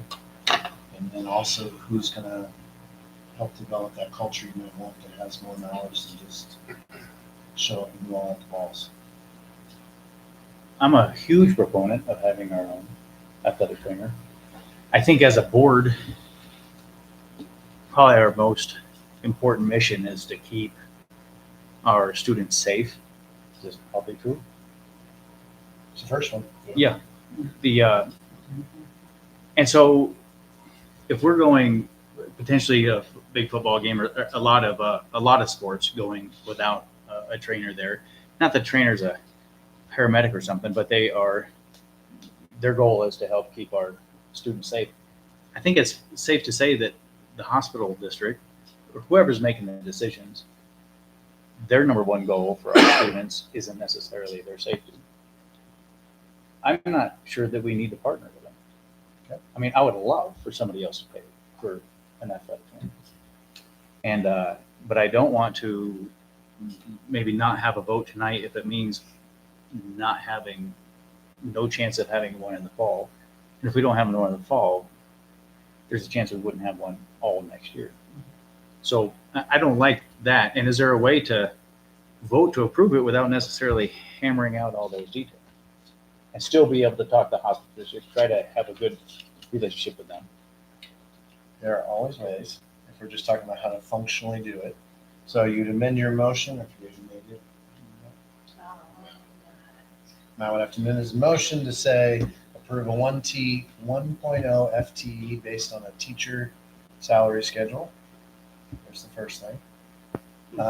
If the hospital is unwilling to participate, you could amend the motion, or you could table it until we have all those conversations and details and give me directive to go talk to the hospital and nail that down. And then we come back in August and approve that, and we can start looking at that point. Or the hospital will have solved it all. And there'd be no conflict. Hasn't happened yet. It has not happened to date. What would amending the motion do exactly different than what the current motion is? It would allow me to go talk to the hospital. If they rejected it, then I would post the position and go hire them. Versus if we approve the motion, like you go hire it regardless of them. Correct. So your thought would be. That's what I was just trying to take what Ben said. So your thought would be to ask the hospital for a full-time athletic trainer? I want to do whatever the board suggests, but you could. Because I guess I'm just curious currently we have 3 between 13 districts. Mhm. So we actually need to just determine if this is a priority for us to have. Because there's no way you go to the hospital and they go from a model of 3 for 13 to giving us 1 full-time person. There's a new Chances are CDO. slim. But then are Or- they gonna It give would it, but also- then are they gonna give a trainer to all of those 13 districts? So I think we need to determine our priority on, like you said, looking at student safety and care for our kids. And if we feel like it's important, then maybe we have to move forward and we can still ask the hospital. But I don't see how we get a full-time athletic trainer. I don't Yeah. see that as a viable And maybe it's possibility. more important to have someone on staff who is answering Mm-hmm. to the district and the needs of our students versus getting more kids in the dance, whatever that is. Our financial outlook is a lot different than theirs. And so if you don't mind, maybe they can improve what they do for the 13 districts, I think it is. You guys know me, I'm reluctant to add folks that aren't in the classroom, and I want to put more of those pay. And so that's my only reluctance to do that. So you can't get what you don't ask. Or can we have both? Can we still use the hospital trainer occasionally when they show up and have our own? So it may not be a full time, but it'll be better than we have now. Good point. I think the correlation to the activities is pretty strong. I think, based on this seems like a very unique one if we're going to have a teacher teaching these things and then spending time kind of medically taking care of the kids. And I'm trying to figure out what their day-to-day looks like. Or obviously when there's activities and events, like it's very yep, they're going to be there on site, not that things are traveling, but not doing that. They would get practices to help with things, or like I can understand the training, conditioning, those types of components that tie into kind of activity stuff we just talked about, but like putting in electives on, like I don't know if that would happen in the fall, maybe it would, maybe in spring. Obviously I see this blossoming into something that CMC helps with and takes over to some extent even programming for their needs for the community, but I'm in favor of it, but there's definitely some questions, and part of me is like Ben, I'd rather approve it, move forward with it, so that we have something going sooner than later, even though there are some details. I guess I'm not seeing the need to amend the motion necessarily. I think we can, as a board, I think it seems like at least there's a fair amount of us, you to continue having those conversations with the hospital, but also they want to move forward on this, having a vote on this as well. So, does anybody see it differently in terms of amending the motion? If it gives you any help, then we amend, but is it helpful for you if you're gonna be discussing? What's helpful is you guys just really getting clear about what you want, and I can go make that happen. So if you have a strong opinion that the hospital should be addressing this, then I can go take that forward. If you have a strong opinion that let's move on forward, the hospital isn't responsible for this as a tax base, then if you think it's important, then we just solve it and move on without that partnership. So, do we have guidance from Marco and any head coaches of any programs who use the athletic trainer more than others, that they all feel like our current situation is certainly not working and that they all want a full-time athletic trainer? I mean, I guess I'm just, generally what I see the athletic trainer doing is handing a bag of ice and KT taking an angle.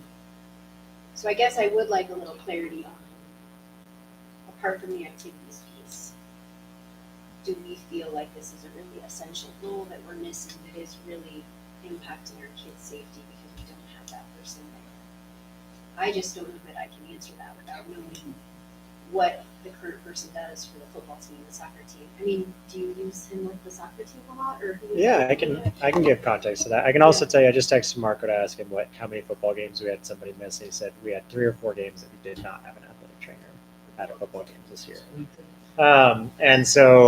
And then also, yeah, I mean, 3 or 4 home games. I believe so. I texted him about how many home games. Yeah. So unless he misunderstood. So more than. And so, I mean, listen, I think it's important to say that the trainers that we have had have been awesome. We had an amazing one this year that went with us on all of our state tournament games. We had coverage at times throughout the season, and it's a huge benefit, even as a coach, where when one kid gets hurt on your bench and you're trying to figure out how do I manage that injury, while at the same time there's still a bunch of kids I'm trying to manage on a bench and on. Like, there's a safety aspect in that for sure, especially in that type of sport, and a supervision aspect that's really important. And it's definitely more than just KT tape. I mean, when he came to like the final, I mean, he probably spent 2 hours before the game working on 7 or 8 different athletes that were dealing with some type of niggling injury across the way. So, yeah, I think it's important. I do. And especially, I mean, there's some sports that it's more than others for sure. There's a lot of times with like a soccer injury where something happens and you go, okay, well, we can ice that for now and get you to a clinic or whatever. But there's also plenty of times where we have an ambulance at the football game. Like it seems to me like somewhere you want somebody there who's trained to be present all the time. It would be super helpful too, because the other problem I have is I don't have when somebody does get hurt, I'm like, go see the trainer. And they're like, well, I went to their office 4 times this week and they were never there. So I haven't dealt with the trainer. But we've had, so the hospital's credit, when they've had great people, like all the trainers they've had have been really great and have been very committed and have been willing to travel all over the place to do the job. So to that credit, I don't want that to sound like they're doing a bad job, because the ones we've had have been very good. I think that the other component, again, it does correlate the activities, but I think there's probably a lot of weight room injuries, we'll say, and other things that are just from experience and not training the right ways for the right sports you're playing in, and things of that nature that somebody with a better background would be able to help with. So I do think that there's some need for more clarity on what their day-to-day is, but I can feel that that's fine. I think it's worthwhile investment for the various things we talked about, mostly lack of coverage for our kids. The other thing that came up, just thinking about it, the biggest thing that happens in a game that's really helpful to have an athletic trainer, because we're coached on it every year. I coach soccer in multiple capacities. I have to take it 3 times, concussion training. But having an athletic trainer who's there when somebody gets hit and being able to really actually diagnose and be a part of that, where you're not trying to manage that while dealing with other kids, that's challenging for sure. In some of those contact sports, that's one of the biggest ones, is having an athletic trainer who's knows all of that and is really watching it closely, because that's one of the most dangerous things you deal with now. That's also can sneak up on you pretty quickly if you're not really observing that kid.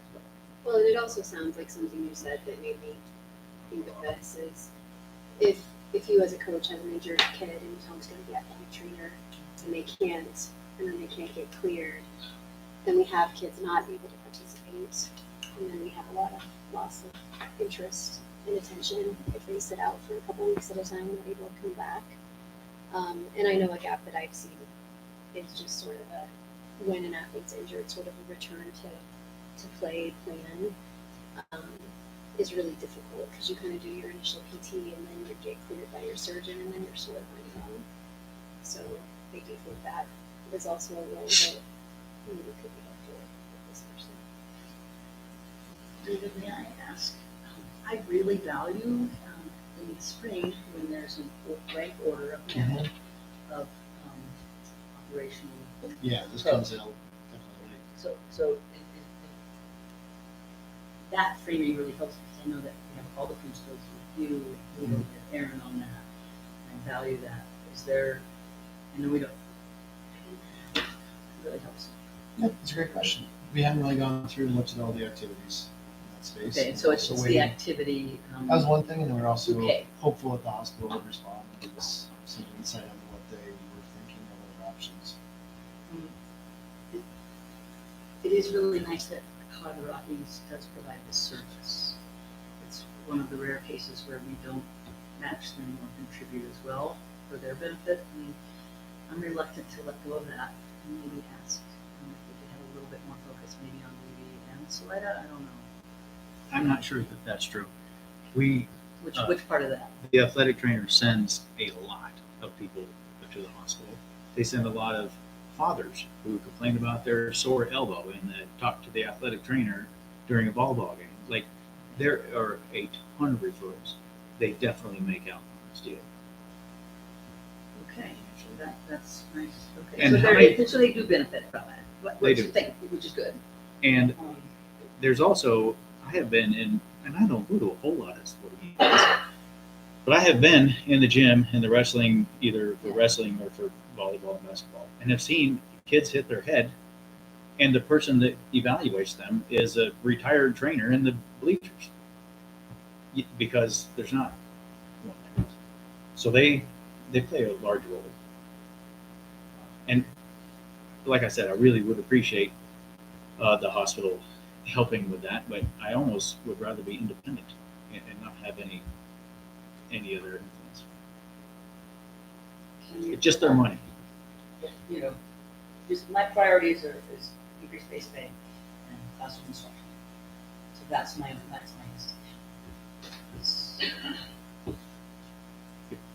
that would Aaron would that tell would, you yes, we go what? for it. Aaron would tell you yes, we go I can tell you. Yeah, we can. Over. I mean, it's, yeah, I mean, you're never gonna say over something else. Like, you're choosing to spend it, you're choosing to not spend it on something else.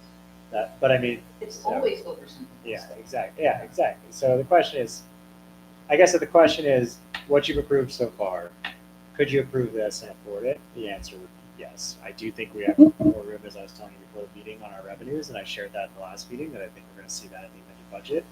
I think you're gonna see some changes to the benefits, in the amended budget, that's gonna, yeah, I think it's gonna be much closer to 100% budget by amended budget this year. So, I mean, yes, and it's not as expensive as you think. I mean, that was one of the questions I asked them directly, was how much does an athletic trainer make? And it's basically an MA teacher is the salary.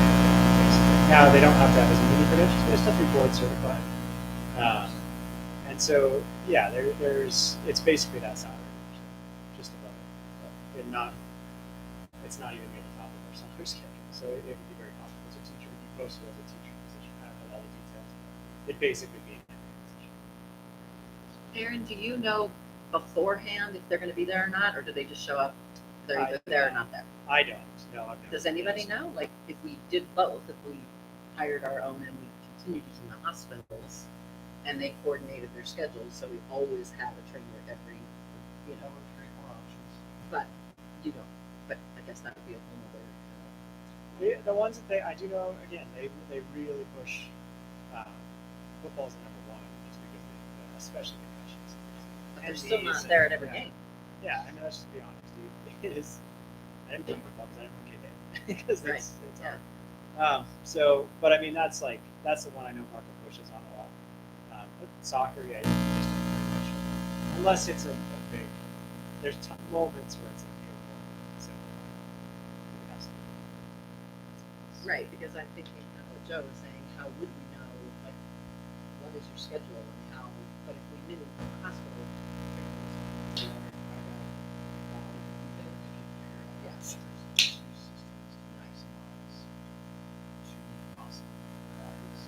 It's like,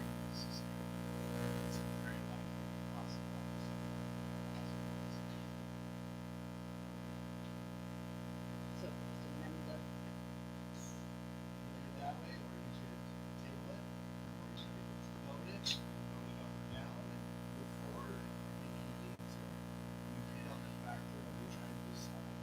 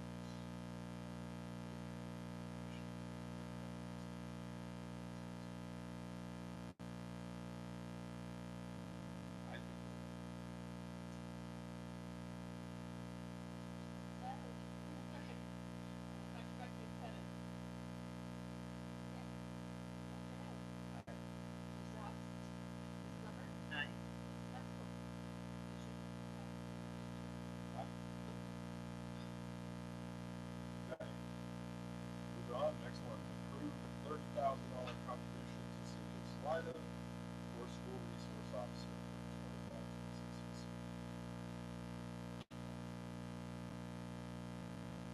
So, yeah.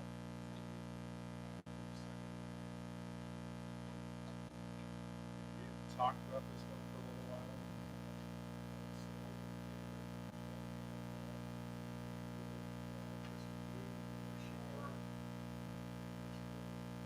And we'll just talk more high level with the IGA and try to figure out how to wrap that up.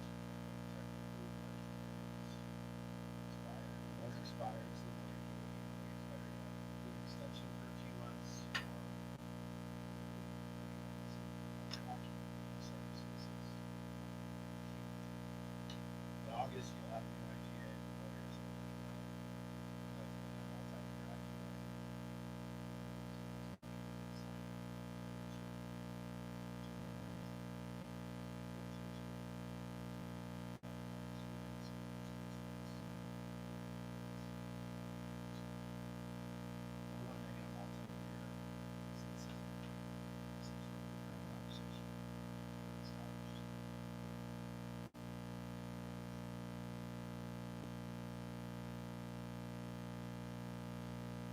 I had a little confusion just on the things I read.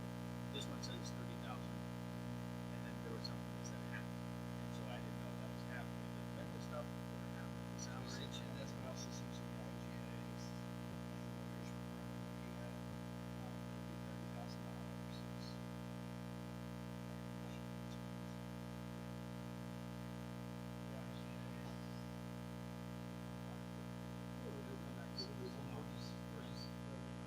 You're just doing one how you put some financial money into support. One thing I'd like to see in the IGA kind of ties in with all the immigration stuff that's going on. My understanding is currently we don't have any sort of law enforcement cooperation with ICE formal that allows local law enforcement to enforce ICE. Do you know if there's any plans for that to happen? There's only one law enforcement assignment in jail services. So, I mean, if we could include some language like that, I wouldn't want the SRO to be enforcing immigration. I just supervise until it works.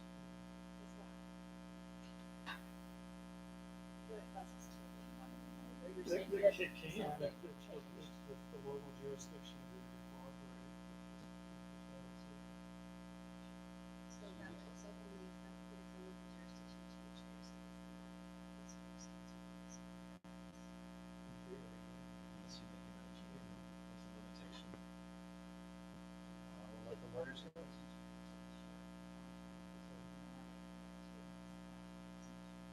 That's how it currently started. Yeah, I can see that.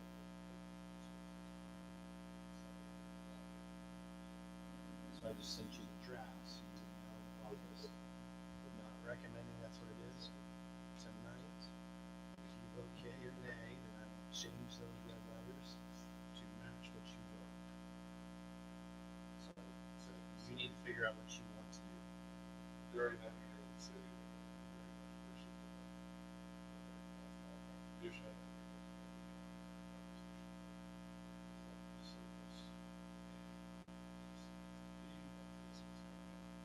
David Buckus too, conversation.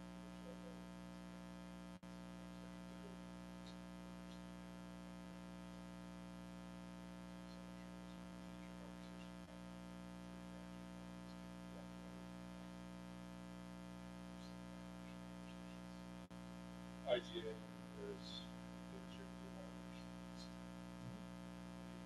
General sense, satisfaction,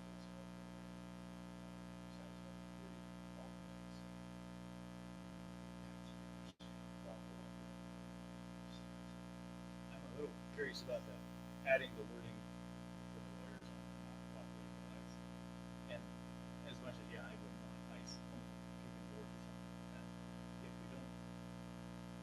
If we did have some MS-13 rapist dirtbag in our school, would we want ICE going in full force? Or would we want an SRO that has somewhat of a potentially a relationship between things or easily, and that you can't answer that. But the officer on scene, like the chief, might be able to say, yeah, this might be a lot better to have somebody do it, or it might be better to have the army do it. Like, who knows? I kind of think it's a decision. Well, my concern is in the coordination between the two agencies in that scenario where you just pose confidence. My concern is local law enforcement versus immigration officers,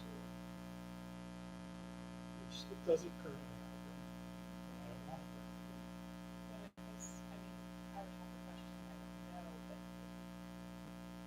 it seems like there would be a fine line with the idea of asking an officer not to follow the law or policy. No, it's deputized in to enforce immigration laws. That's the difference. Certainly they gotta follow the laws and do that, but when you say, okay, now, as a local jurisdiction, you're gonna enforce federal immigration laws, and you have Vanessa walking around the hallway saying, I know this person is not here in the world. That person will enforce immigration. If that was our IGA.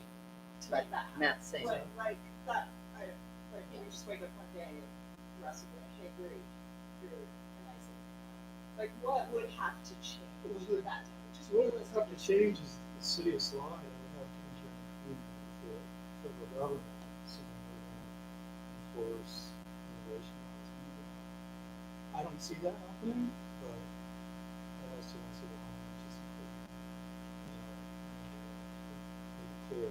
So, yeah, just to keep it easy, I can bring the IGA back with both those options in there when we get to that point. You guys can think about it and ask me questions in the summer. And that's done an excellent job of explaining what the WIs and big cities and federal agent. Not really an issue right now. But we can bring that back in the IGA and say, I want to keep it that way. We can do it at that time. well, and I think monetarily, I'm always Jody on the sense of get those teachers more money, give them more money. But it's, when they came and talked to us, it's not always about the money.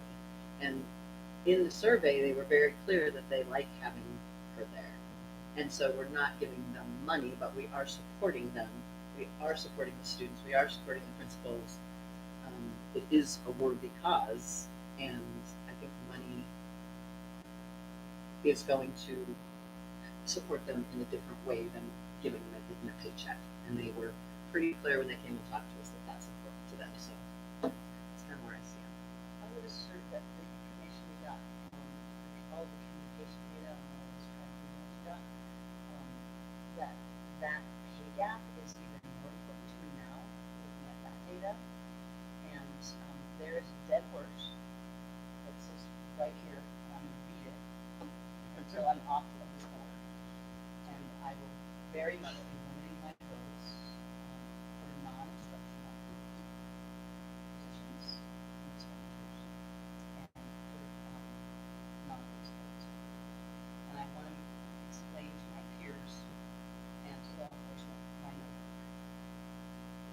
It has nothing to do with it. It has nothing to do with growth in the executive relationship between Russ and David.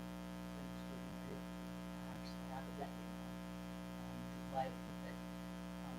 But here's the deal.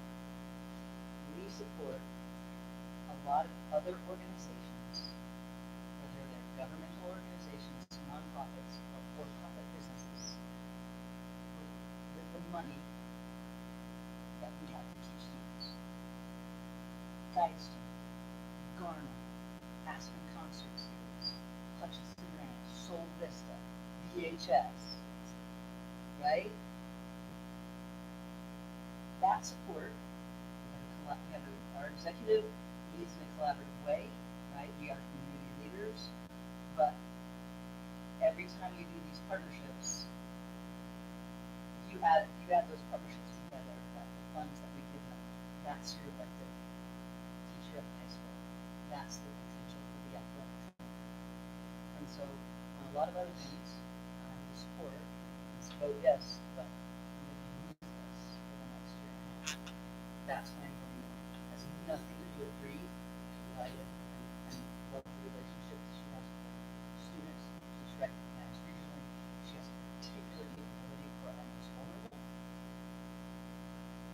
reminds me about Van Puckett's. Well, and I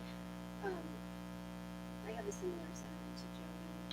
I am very happy with the Israel program. I think when we came on, before we got us, I loved it. It was definitely a place where we had to work through a lot of things to get to the place where it is today. And yeah, I think that Bree's done a great job. Not any negative comments whatsoever. So I'm also planning to but I want to be really clear to the community that it has nothing to do with me not supporting the police, not supporting public safety, not supporting student safety, not supporting Bree. And it's simply just because when you look at the fact that, yes, our goal is educating kids, using our money to educate kids, the city has money to pay for the police department, and the SRO's work schedule is the school year, and then for the rest of the year, they are on full-time police duty, and anytime there is a police emergency, they are called to the police emergency outside of the school. So, as it should be, right? So, just looking at the number 10 on the review, like regarding the work schedule, that's sort of where my vote is mostly coming from, is that it is ultimately a police employee who is accountable to the police department performing police duties as their number one responsibility for a good portion of the year, at least probably 4 months of the year when we're in session. And then additionally, like always that high level emergency work that we probably want to be over in the school. So yeah, so definitely I support the program, I support having the SRO, but I don't support the district. So with that being said, is that part of like things we can change in the IGA? Some of the things that you were mentioning, or assessing Bree, but that comes from the police department. Are those things that once we agree or disagree to this funding, can those things be changed in the IGA? You can always change things in the IGA. It's just an agreement between us to say we think this is a better way to work. But once we've already committed to the funding or not, then should it be done at the same time? No, you decide this, so I know what to put in the IGA and this document. I just need to know whether you're gonna. Am I making an agreement with Russ, the city of Salida, that it's totally theirs, and theirs only charge, or we are sharing the costs, and therefore we're trying to figure out how to share the responsibility, the authority. And no matter how you do that, there's always money waters. That's complex. We'll do it well. Your recommendation from your team is to put $30,000.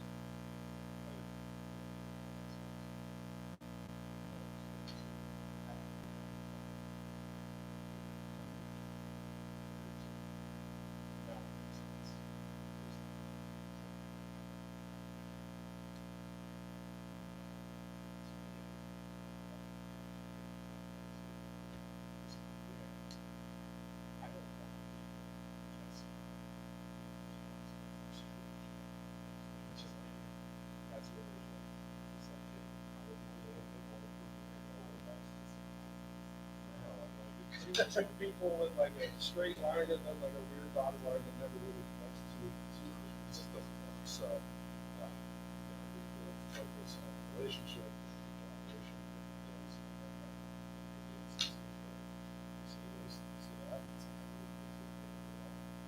But I guess that's kind of why this issue is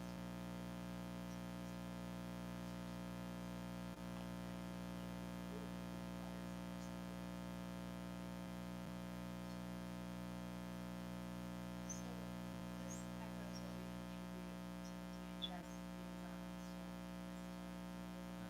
How are we making a difference? I like when you're saying what the big difference is. These people in school year round.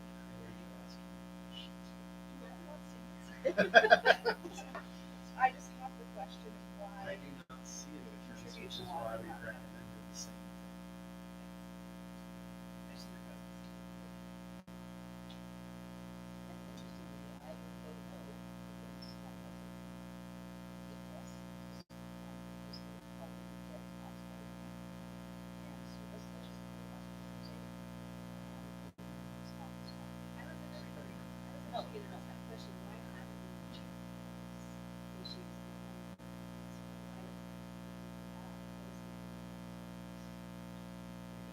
already been decided, the board took a vote, not to take action on that issue, not to take action on the consent, obviously.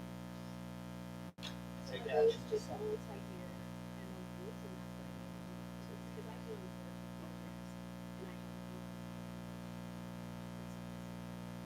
so did that look good? The last 2 years?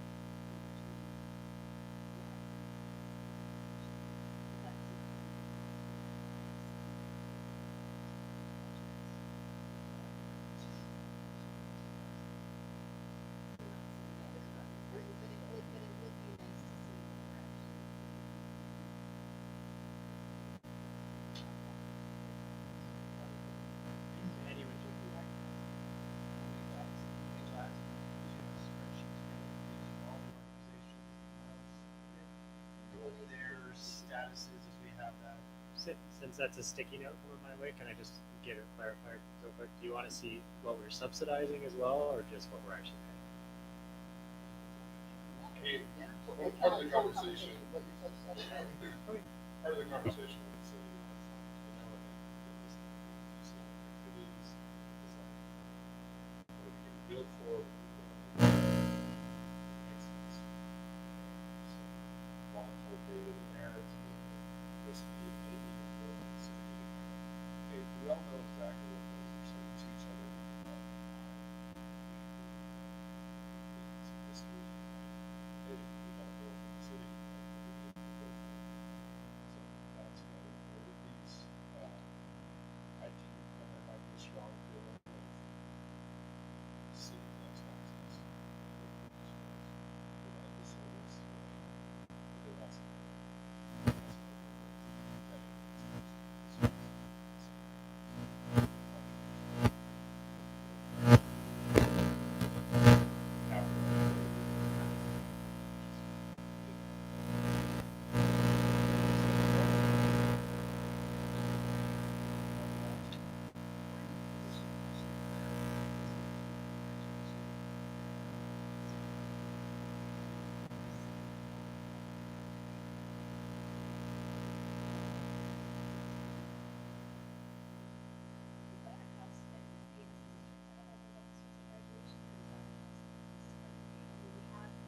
That specific one, I don't know, but yes, we are charged with coverage. And I can't tell you every officer and every event. Right, and is that something that we ask for, like, hey, we need this many officers, or is that something that we as the SRO sort of That is determine? something that frequently when the dance, for example, is like ensures coverage.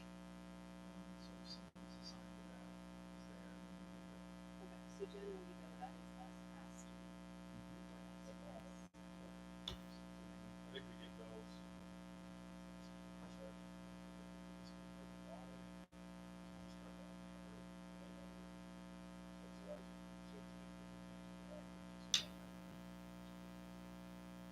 We will give you, You want to answer the overtime?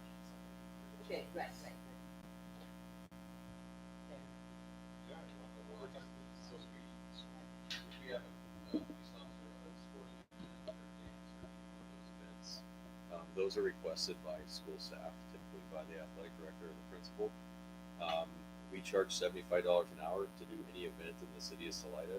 So Fiberfest or the Brews Rendezvous, all that stuff, $75 an hour. And we charge the school $40 an hour to do the time for that. And it doesn't even cover the overtime rate for the police officer. So we're putting you guys a break as partners. But Bree's salary alone is $120,000 with all of her benefits a year.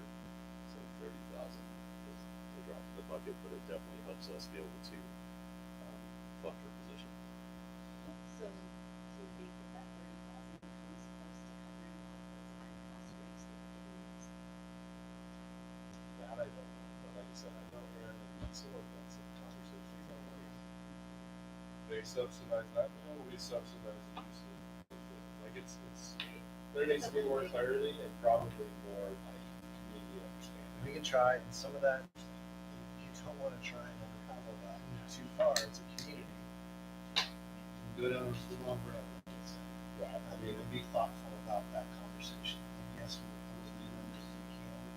Recreation is a great example where unraveling that is not simple, very complex. I don't know if they have to put my back pocket and be like, okay, you guys know what you're subsidizing, you know what you're subsidizing, that's what we're doing. It's probably close to In recreation, you guys subsidize more than the city subsidizes your work. You're sharing facilities back and forth, so it's not black and white. It's not. You can't come here and put it up on a spreadsheet, put it on a whiteboard and say, here, it's really simple and straightforward. The math is this way, positive that way. And I don't think that's the right. I wouldn't recommend that strategy to you as a way to problem solve. It's the wrong math problems to work on. But you can give us numbers of what we're. And bring you some of the things Okay. and tell you how, to what degree they're effective. And we'll be back in August. with that. I think it is important for you to be responsible. It's one of our big four. And I'm not trying to be now, but in general, it's a lot of trouble.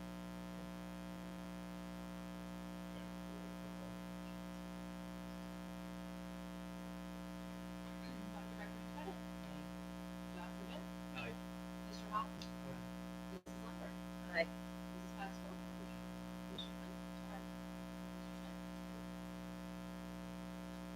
Okay, we move those two out so that we can do D and appropriate order of approving preliminary budget for 25-26 fiscal year.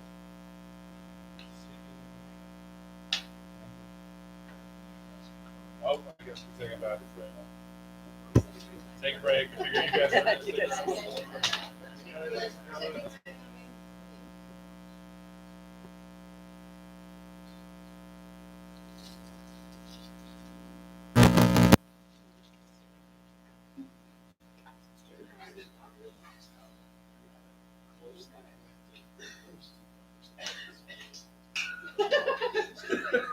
I mean, I do think that it's our.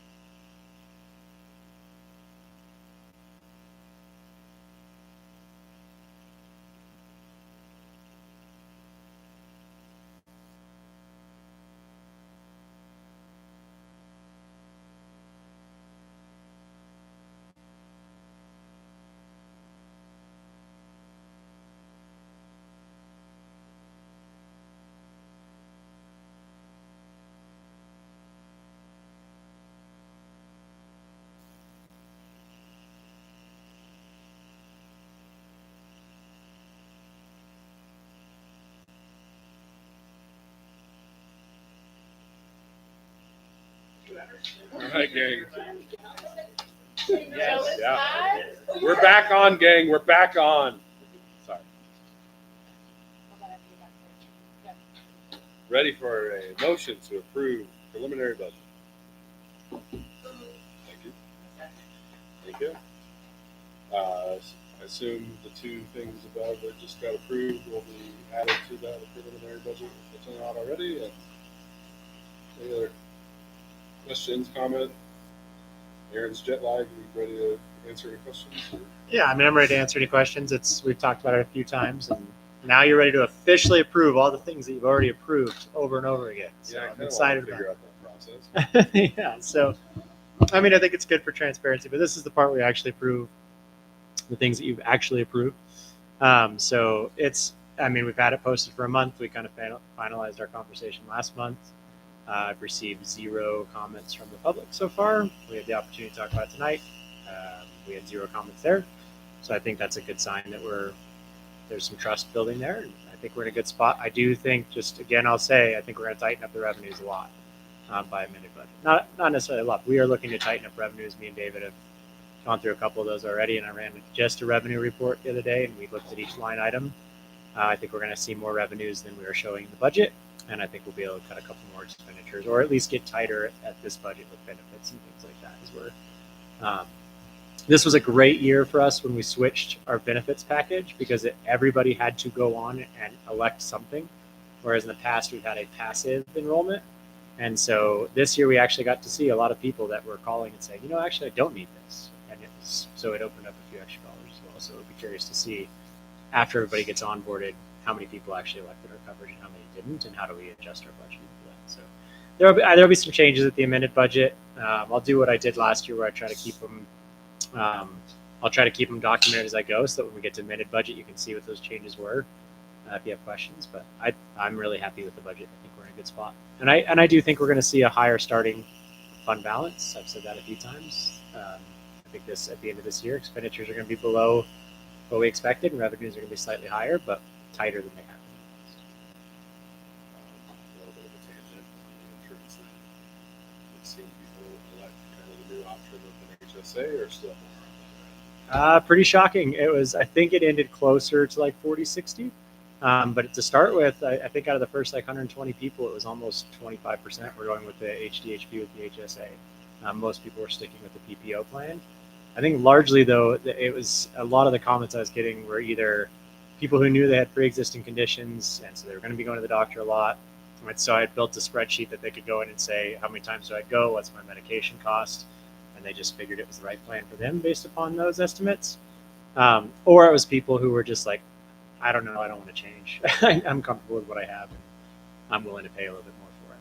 And I actually think that's really positive for us down the road in terms of strategy, because it opens up the door to people are starting to understand there's a cost to them for some of these benefits potentially, if they want to have those types of benefits. So I think it does open the door for us offering more comprehensive packages, and potentially even getting into the questions, Jody, that you asked of CBT last time, like what's more important and what are our full strategies. So I think it just opens the door for more robust conversation. Yeah, sure. That was my favorite spreadsheet I've ever built. I know that sounded nerdy. Any other questions? Yeah. Any other questions? Okay, ready for a vote. Jet lag.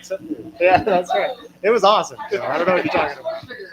All right, Dr. Franklin Pettit, Dr. Hill, Mr. Hobbs, Mrs. Lundberg. Aye. Pascal. Aye. Ms. Shippen. Aye. Mr. Smith. Aye. Okay, looking for approval, motion to approve appropriations resolution 2425-07 for 25-26 fiscal year. Any questions, comments? Anything you need to say, Aaron?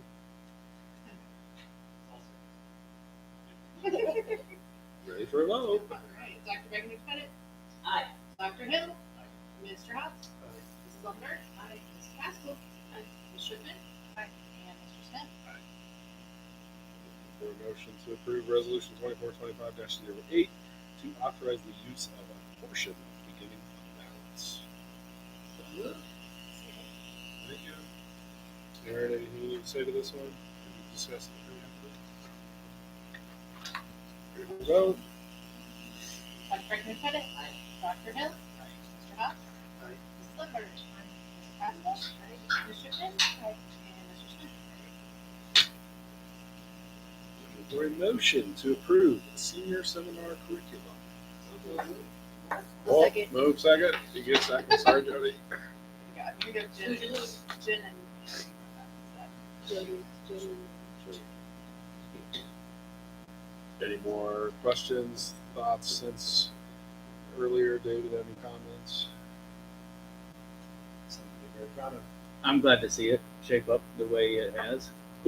And I think Mr. Hines has a really good reputation of leading conversations, at least from what I have heard. So I'm glad he'll be on point. Sometimes it takes a little while for those flowers to fall. See, it's been quite a little while ago. All right, we're ready? Ready.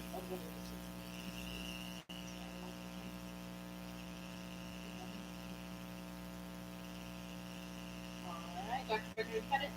Dr. Hill. Mr. Hawes. Mrs. Lambert. Ms. Pascal. Ms. Shipman. And Mr. Smith. Looking for a motion to approve all position papers that support SEL framework. Second. Getting out of hand. I didn't use it, Mr. President, who was the winner there. Motion second over there. Yeah. Wait, you got a Jody or me? I give you the second. Oh, you can't even have the motion. The second was pretty clear. Oh, we're getting out of here. It's not even that late, guys. My goodness. All right. Oh, says who? Obviously, we've talked about these a lot. David gave us a presentation a few months back about the SEL framework. Trying to bring that to a culmination. Any comments you want to make publicly here, David, or anything I don't know of any else? other district that has this, just like your plan documents and things, just like senior seminar for all kids. I mean, it puts you in a great position to be able to talk to your community in a transparent way. Appreciate Jessica Bennett for all of her work. Jody's ready for vote. Okay, I think we're ready. All right, Dr. Franklin Pettit. Dr. Hill. Aye. Mr. Hawes. Mrs. Lambert. Mrs. Pascal. Ms. Shipman. And Mr. Smith. Aye. You know, if this one goes that fast. Approve strategic communications plan. Move by motion. Vote. I'll second. It's on it tonight. All right, this one's probably a little bit deeper dive. A lot here, culmination of years worth of work here. David, take it away. Still what's needed. But I think what you got, Bill's one of our players. And going through this, let's just start with there's a new video. You know what? Let me take a second. Or you guys What's chit it? chat. I'm gonna play it because I think it's worthwhile. I think we could. I want to play it before everyone. Yeah. Push ups. That was one of the, No more starters. Please stop, please stop. that was one of the outcomes. Choice. Yeah.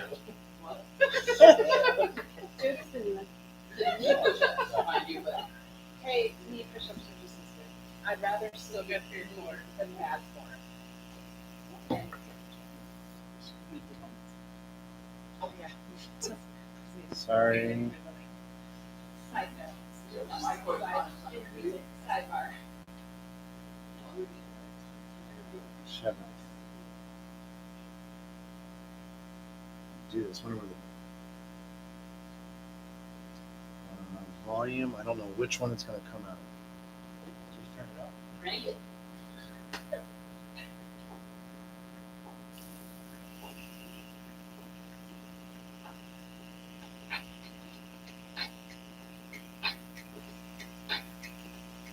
Does great public education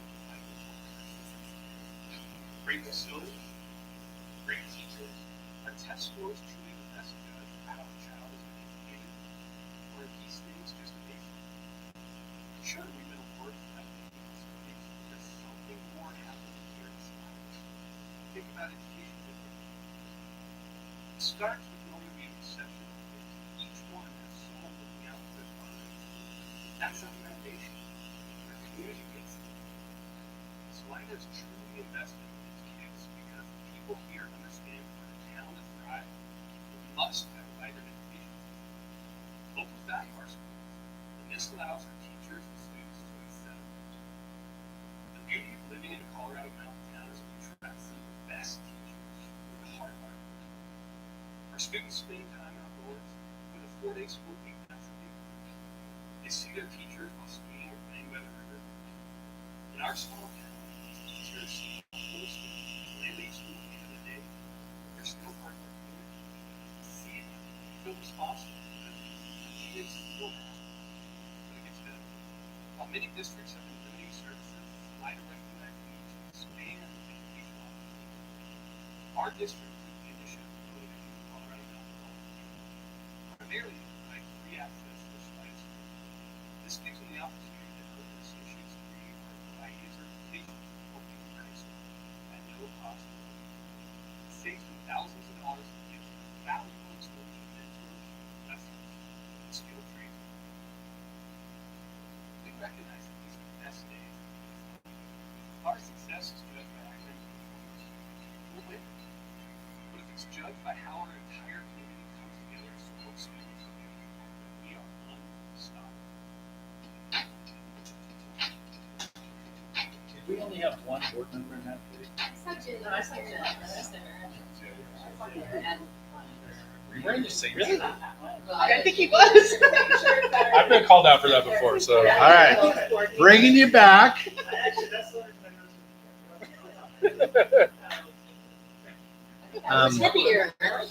So I think that's the first place. I mean, so we'll put that on our website and push that out. But it's the question is that the right message? And the reason we have that message and that work is because we listened. And I know when we started in August, some people were like, I don't know that this is the right work. And I really think we did it well because we listened to lots of people in lots of ways. Like when you guys did the coffee, those of you guys who went and got coffee and jumped with Karen and did that helped people feel heard, which helped them feel connected, which helped them feel valued. The message wasn't surprising. It was actually, the only surprise was how ubiquitous or how everywhere people were very, very happy with their school district. Very, obviously the staff side, they're very proud of their work. They're very satisfied with who they're working with. The farther you get away from my little space and the people I'm working with, they feel more disconnected. That's why communication is so important. To break down that communication, bring it closer. And I think where we were in the fall, it was the right work because I think where we are here in May is different. With much better conversations. I sat again with our co-presidents of the union on Friday or Thursday, can't remember. And it was the conversation of this has been great. I feel so much more connected because we've been sitting and talking about it. A lot of that's because we've had capacity because things are stable. The money is a stable situation. Facilities are planned out. This is where the board's clear, consistent, we have a plan, here's the plan. I know it's hard to work through it in a public setting, but when we have those things, it allows us to keep being consistent and clear, and I think that matters. There are other parts you can, I know you guys have read through this, but for me, I was surprised how hard some of this was, I will say. Like the connection between technology, security, and communications was extremely difficult to unravel. That was probably the most difficult because everyone had strong, intense interest in getting that right, which caused a variety of opinions. And it took us a while and a lot of audits to talk through a lot of things and leave people space to process and see the other people's perspective. And everyone's confident that moving to the WebEx solution and moving to some of these technology solutions helps the security side and also reduce some of the communication options. But you think more options is better, but it actually creates confusion. And so that strategy is to say, no, we're going to go down to one. The second area where you see a lot of intense passion are teachers and how they're communicating in their classrooms. But then you get all these foundational technology databases where people, parents got to know 17 different ways and 17 different portals. And every time we shrink that down, we actually get better communication. You know, it's not as many options, and so it's strategy. Now, if you're the person who gets shrunk down, doesn't feel as good. And that will be a little bit hard next year as we lay this plan out, because some people are going to feel like their wings are a little clipped versus the DIY, do whatever I want. And our organization has to have some clarity and consistency, and that includes the tools. There's a lot there, and we will get some pushback from someone somewhere who their platform wasn't chosen, and they're going to get pushed over to a new platform, and that's going to be change exhaustion, and that's going to cause some frustration, whoever that individual might be. But overall, I just want to name that going through the tools was a big piece. And I think it's going to be consistent. What the board needs to say is that, no, we want to see less, more consistently used. Right? That's the key recommendation. So we're not having lots and lots of platforms. While that's really nice for choice, we actually want to have less. The community gets to know that, so they can depend upon what communication channels to hear from us. Obviously, inside of this was also that SEL thing around phones, because it's a big part of it. Do you participate in the social media or not? And most people would say for an organizational, yeah, you got to get on all channels, but the answer is less. We've said that we don't believe social media helps human beings develop. I don't think it does anything for the community. That's what we've gone through. Thus, we have decisions around phones, which is around social media. So we're not playing in the social media. That's not where our message is going to go out. Now, it will be hard for some people that won't necessarily fit what they think. So I just want to name some of those decisions inside of that. No, please. It's probably one where I disagree a little bit. Mm-hmm. I think you can debate the value of social media, but to totally discount it, and so many people rely on that as a communication tool.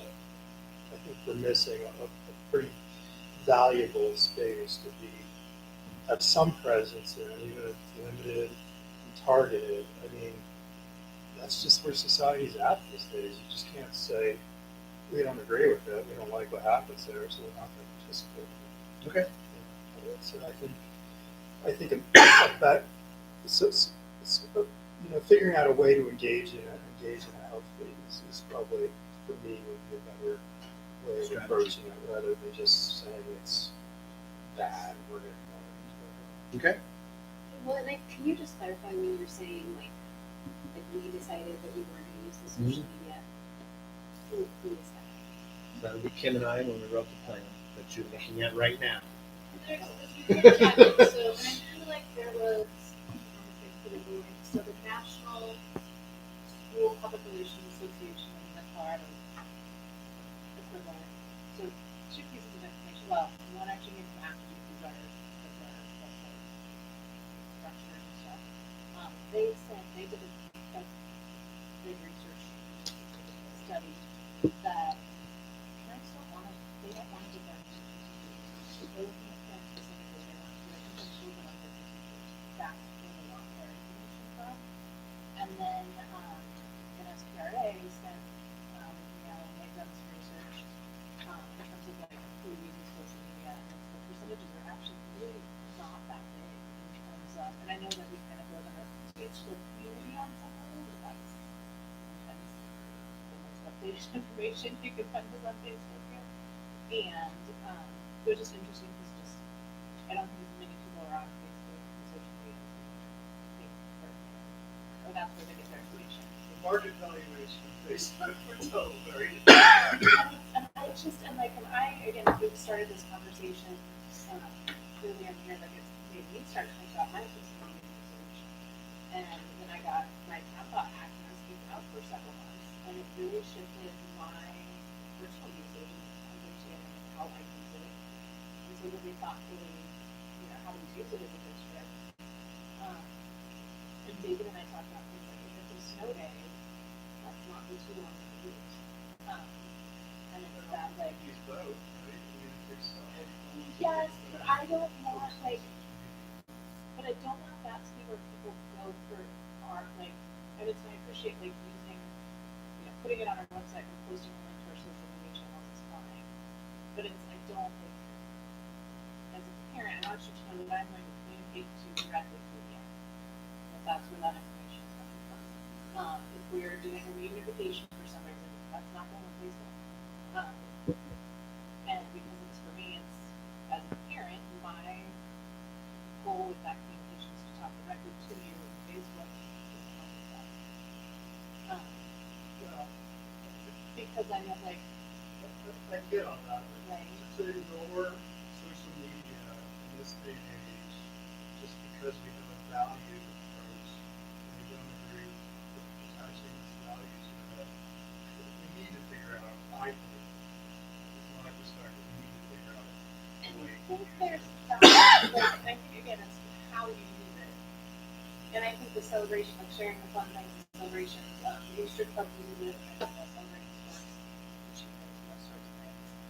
But like, and we've talked about a community survey and trying to figure out like, the best kind of local community values versus like the national school relations folks tell us. But I just, and it keeps coming up, in our local community, I don't know, figuring out how that works, but I just. Anybody else have a thought about what Matt was saying? I It's mean- one little aspect. I think it could be good, maybe where you sort of take a year and on like the Facebook page, because I don't even know what else. I'm certainly not like going on whatever and looking at what Salida School District is posting. I guess I'm not personally doing that, but maybe on Facebook, if that's the one that most people use, which I don't know if that's the case, something like back to school. Here's the link to the website where you will find all the information versus like putting it all in there and just kind of pushing people to that. Because if I want to see when I need to register my kids for school or something, I'm not personally like, oh, I should go look on Facebook. Personally, I would go to the website. Yeah, Or it's or a whatever. reminder, it's another But I could tool. send people there. So one of the things I would love, I'm gonna keep moving us forward, is to put a pin in that and say, okay, this part I'd like to do more, right? I don't want to get lost on this part. I will tell you, every decision you make to say, I want communication, like, do all of the above, then you will invest in more people. That'll be the natural progression, because you can't say, I'm going to use this channel and then use it once a year. It becomes this stagnant back channel where information is out of date, which becomes then actually detrimental to you, which is why the strategy is often not, and social media may be the asterisk exception. Less is more. What are the channels we're going to use?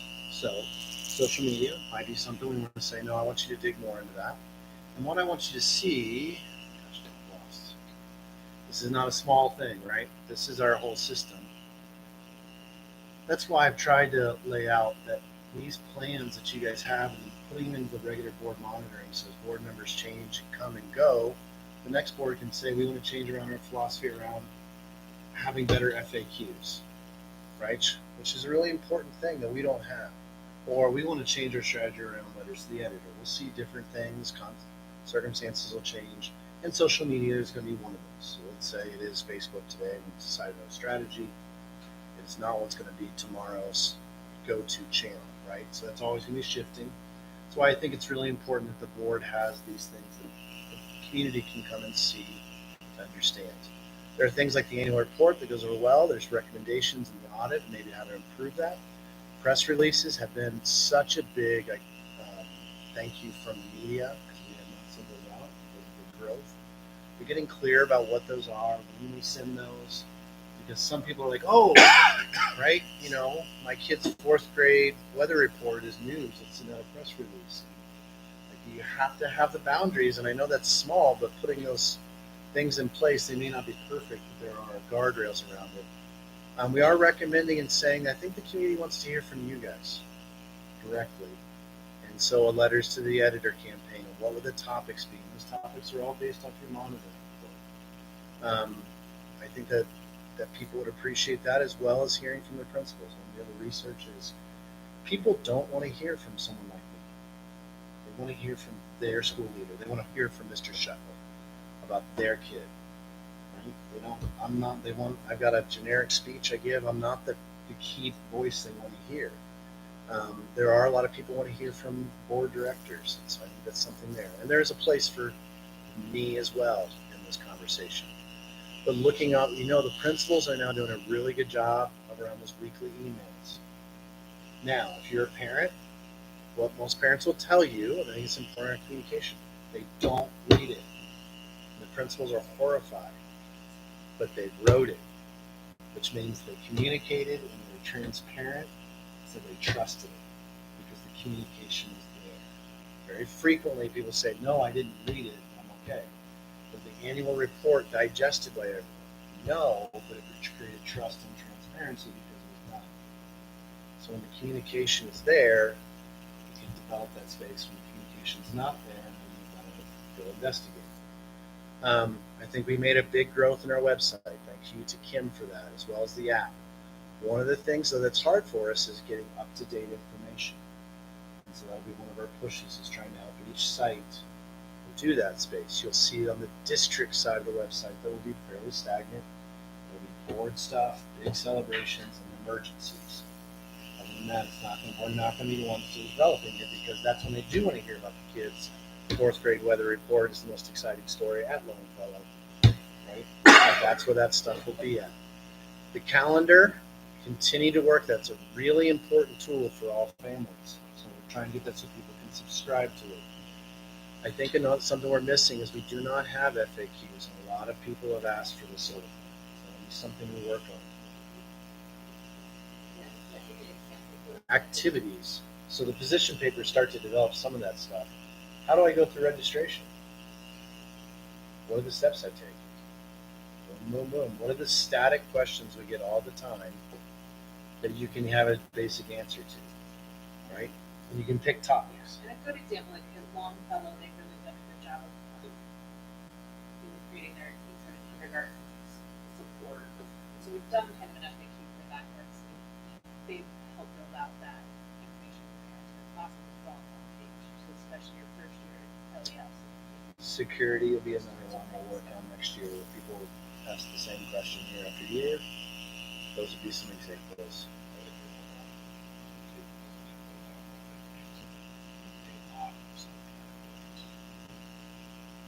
But it's a strategy, right? You saw the overview videos. I think there's some other ones that we need to keep on doing. I think because that becomes a budget issue, right? That you need to continue to invest in that stuff.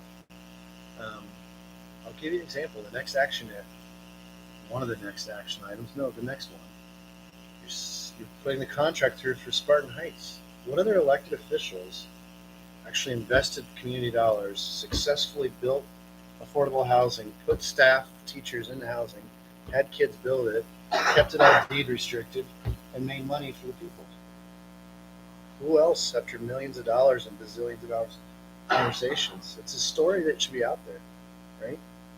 There are so many success stories, but if we don't take the time to invest in them, then all these stories are going to live are the ones when there's something that's not going right. I think this is the other piece where we're trying to use this more just testimonies and profiles. I mean, when you got to talk to the kids in January, I remember all the kids were proud of their school. I wasn't proud of my school. When I was a senior in high school or a freshman in high school, I wasn't told about that. Like, that was actually shocking to me. I don't know. My children. I was shocked. I think there's more of that than you realize. I mean, you laugh about it and make it sarcastic, but developmentally, adolescents don't say that. Their skill set and development is around criticism, because the world is just shifting from black and white, right? That's what their skills are when they're developing. It's not the norm to say, I love the town I'm in. Most adolescents say, I want to get out of the town I'm in. And we can say, oh, Salida is special. It's only special because we make it special. There's a lot there. So inside of this, these decisions are big money, and they're where you put it. And all these have to be evaluated, and they won't stay put. But they happened this year, and they needed to. There are little things in here. I know it doesn't mean a lot to you, but if you don't have rules around what's get pushed out on what channel, and everyone assumes that every single story should be in the annual report, and everything should have its own app notification that should go out to everybody, because pick a thing. There's a football game or there's a concert, so that is the most important thing going out on all channels. And you have to protect those channels, and you have to have rules.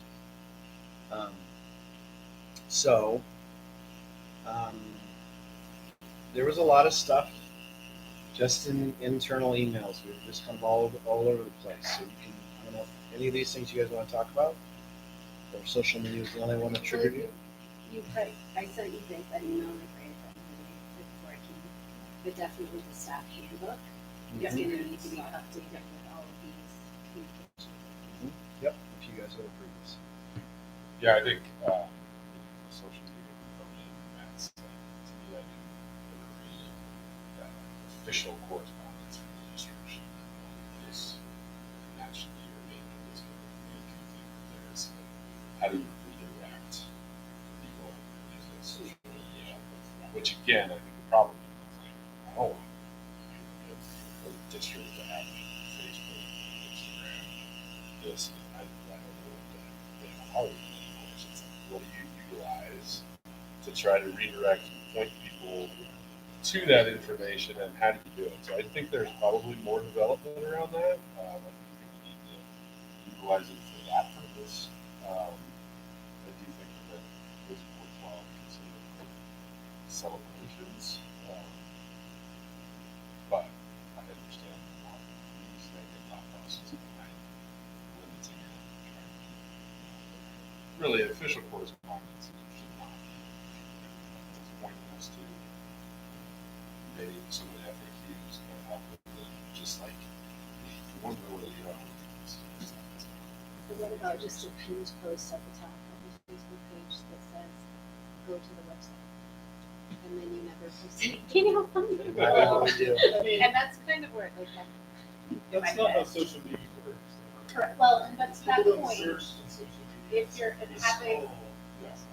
and I managed a social media account with over 65,000 followers. It was a nightmare just because it took so much time to like I'm a big believer in social media should be social. And to manage all the comments and like Well, that's might be a problem. and I think like for me, it would either be turn off all the comments on everything, which then you get rid of the social part. Because otherwise you're managing and if you delete a comment or just a lot of So let's put a pin in social media, because clearly that's still the issue. Isn't it interesting that it keeps coming back to how complex this is, of where do we fit in next fall? You're gonna have to dig into it again in terms of what's our technology, like how much. There'll be a lot of pieces. I think this is Billy went interesting. from year to year. It's a tricky space. It's a really tricky. I would be glad to say we can keep coming back to how we do that. I will say from my recommendation, my first priority is to clean up all of our other communications and make sure they're high quality, and then see what capacity we have left to go into those spaces.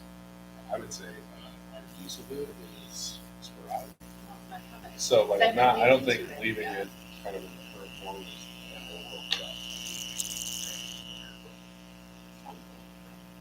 So here's an interesting bit. We've never defined what a partner is, and it matters in communications. Because guess what? You have the best user group, contact list, most coveted communication channel in our entire community. No one has a more important access. You control it. Because if you send out the flyer, if you send out the message, you went straight to the heart of the community. So everyone wants to use you as their communication channel. So we have never sat down and said, well, that's fine. And so I tried to find some words about getting clear with partners. I think we stumbled across it more than once tonight. I think next fall, when we come back, you might want to think more about what does that mean to be a partner with us? Because, right, there are neighbors and there are true partners. And both and is part of our world in a small town. However, partners have formal MOUs with the district to extend or execute direct programs. This is how we tried to answer that question. Otherwise, I may be playing subjective land of whose message I'm carrying forward. Right? And when you have, like right now, we have a federal administration that's cutting the legs out from under this big ecosystem of nonprofits and NGOs, which is a big part of Salida's ecosystem. Guess, right? This matters. This is business. And so you have to figure out, it's not simple, but you have got to do that. And we need to get to a place, and maybe it comes back to me, and you said, is it every year we directly say to our former partners? And that changes how you vote, changes how you think about it. It's not a small issue there, right? Because everyone wants to do field trips with your kids and offer programs for your kids. And not everybody gets your tax dollars. It's not appropriate. That's the hard conversation we just had. And then you've got this activities recreation thing. The city of Salida's on both, right? And that's a huge issue that controls your communication in so many different ways. So then you have the action plan. And what I wanted to just talk about was these messages that I thought the staff brought forward after looking at the TLCC survey data, and then looking at their perception data that happened in the fall, and then looking at Donovan's communication audit. Intentionally got 3 different things so people could triangulate. And the most important thing was how everywhere people have deep trust of the work you guys have done. And deep trust that you're doing good work, and pride in where you're at. Bill, do you want to add to that at all? There's so many areas I can go into that I do the week of parents. I was so one area that's consistent across my business. People getting their airline question right. They also realize that they haven't thought about it. That's something that's really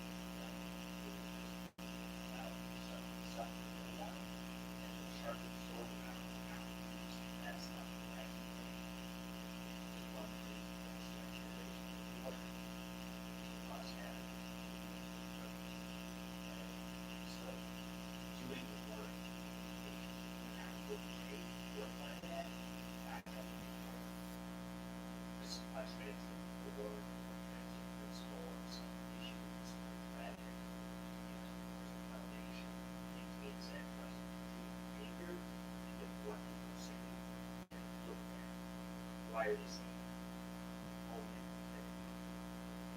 I think this is helpful is, as board members, this is what you should be saying.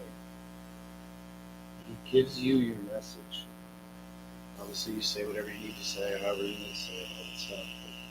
And when the staff reviewed this from all different teams, right?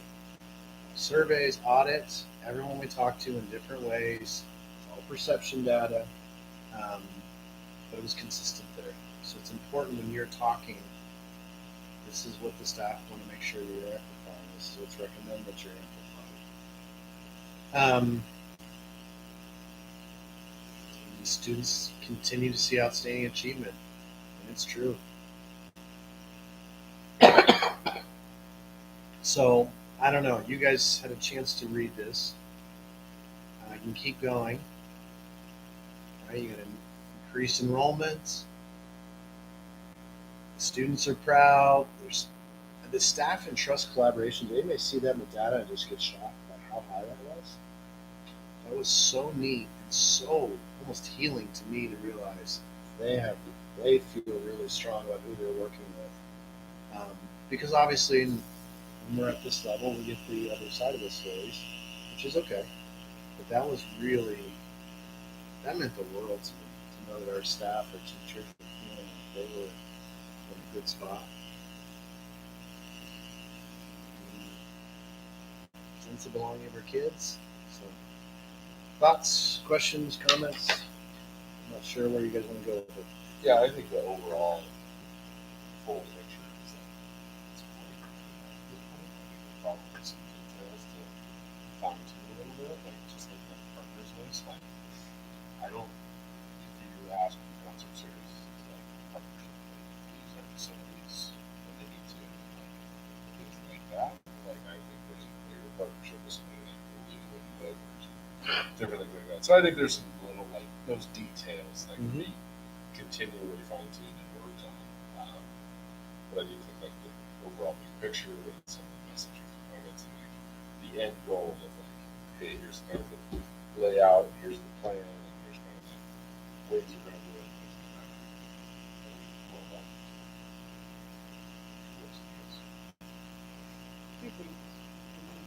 first is,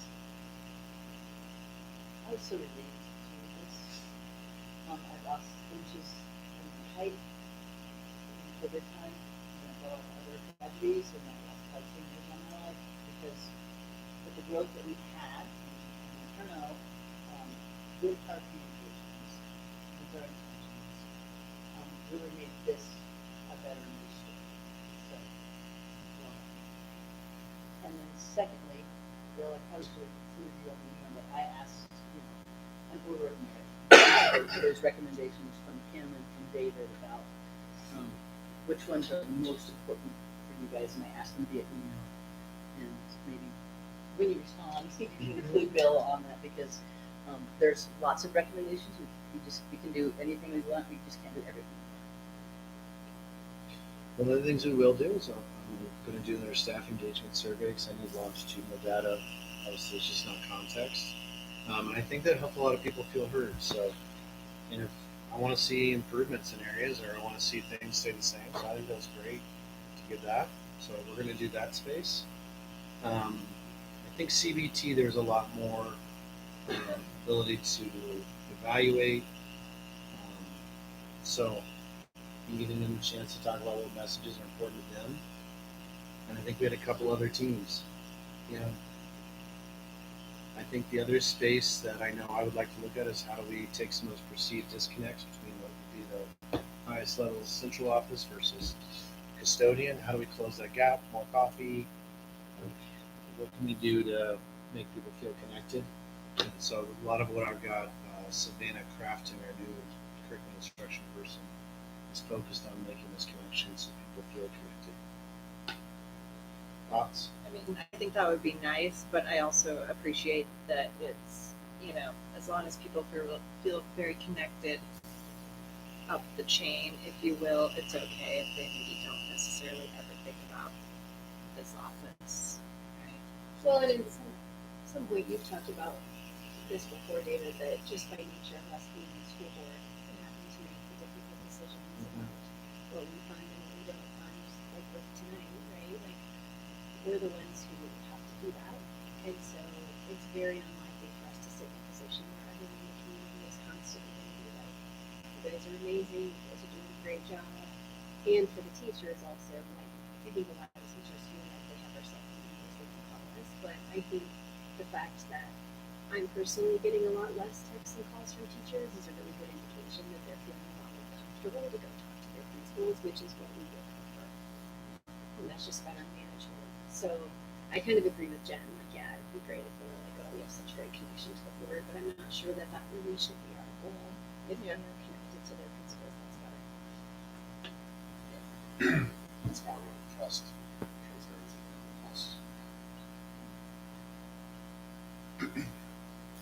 Okay. Anything else on this? Social media. Looks like I'll boomerang that back at you in the fall because I didn't hear consensus in that. Other than that, was most of what you guys saw on this meet your expectation and Bill and Dad? Can I just add one more thing to the social media to just not forget it? Like you mentioned the booster club specifically. I think, do we need to have some sort of process on something like the booster club who's sort of operating under the district, but posting their own things on their own Facebook page? Does that come back to us in any way? And I bring it up because I have gotten concerns from parents with some of the things the booster club has posted in the past. And my thought has sort of been like, that's not the district. That's these parents on the booster club. But just maybe put a pin in that too to see if we need to have some sort of thought on Student clubs that use social media. There's all kinds of things. Bill. I was just gonna say, where I landed on it, I think it was more where you were with it, like the first time. Where I came around to is that there's so much data and it falls right in the same issues and problems. Like, we can put our own select flavor on it, and it was for your own really good, do it, over the resources. But there's just so much data on how to use it, why I was just looking at how that's how so there are a ton of really smart people studying how to use it, why. just, you have to have a policy, like, just like, just and that's kind of like, just have it out there, and it may be if it's some flexible stuff, so that's all I'm saying, right? I kind of came back around that date because it's like, the numbers are coming in, how what you say, how you allocate your resources. So, it just gives you a couple of things, that's people say. The nice part about having a plan though is I can pick one topic now. Let's say let's dig into that. Let's put boundaries around that, or intent around that, or strategy on that. Can I have a question? Do you get to see some analytics on frequency use for the website and those types of things? Oh, cool, but there's some tools built into it. So then we're going to do like local things. Jobs. Or who read an article about Yeah.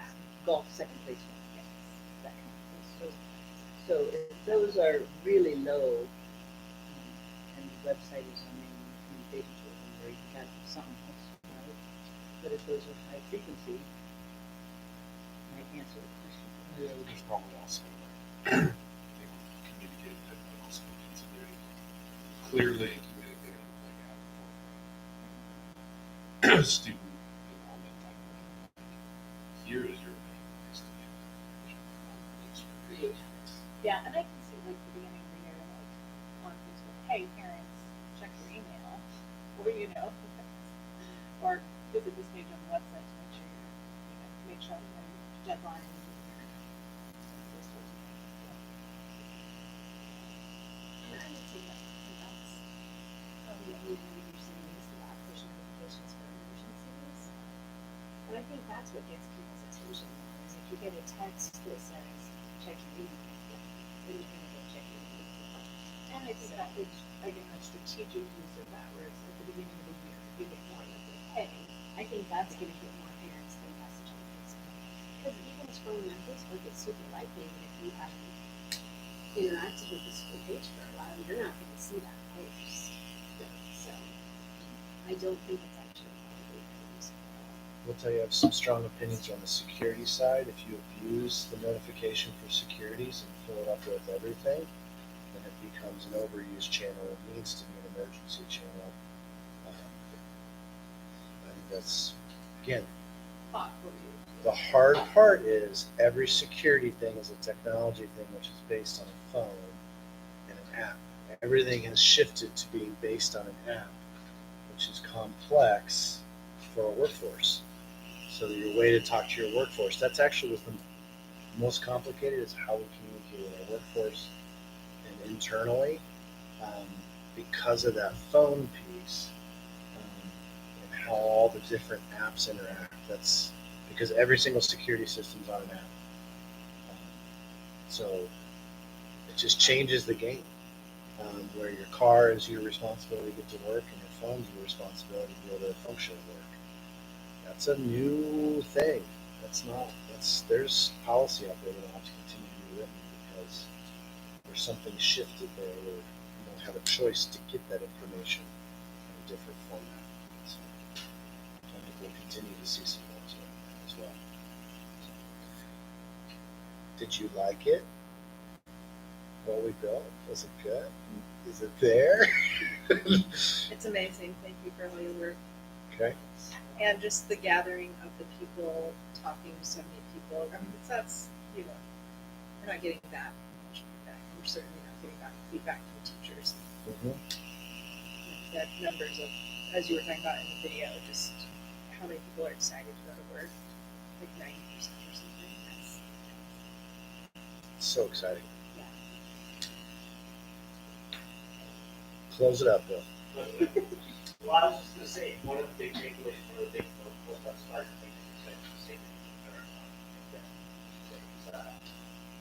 there's so much, when there's open communication, people aren't feeling nervous. Well, we all know about human rights, that's the basics. And I was sitting there with these different groups, and they were so happy to see this movement, teachers especially, of course, but the retirees, the people like the school board, is directing the office to do these lists. What? And they're just like this, and they have so many things to say. And of course, it just ends up being general positive. So, okay, more than anything else, but they are feeling like, oh, I do this.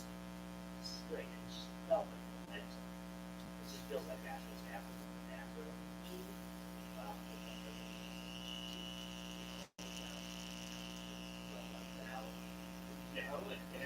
There's just a lot of support with respect to the office, and they recognize the work is long. And so when you're listening to them talk, it's like, yeah, this is good for anything.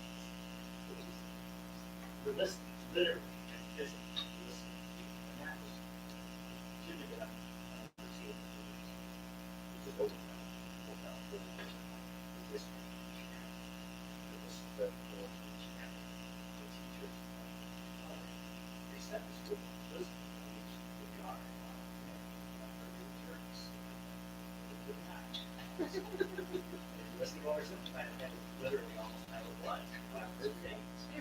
Sorry, guys, I gave us a background. very possible. So I appreciate it. When we were looking at the grinds, we were like, is that really the best work? I think it paid off to be the best work from my perspective because we got to validate people and shift to a conversation around pedagogy, which is really where we all wanted to be, teacher, board, parents. And I feel like doing this work had some really good organizational, structural things important that we needed to do, right? Putting some rules in place and some guidelines. Great. More importantly, I think it allowed us to move on to the next conversation, getting back to pedagogy, curriculum, instruction. This was what we needed to do to get to that conversation. So from my perspective, it was the highest yield thing we could have done. Got some cool videos out of it. But I think we also got some structures of listening, and so I'm excited to add to those and some other things. And I think when we get to the fall grind, by the way, you've got some letters to the editor. Jody, there's your list. What topics, what dates? Sign up.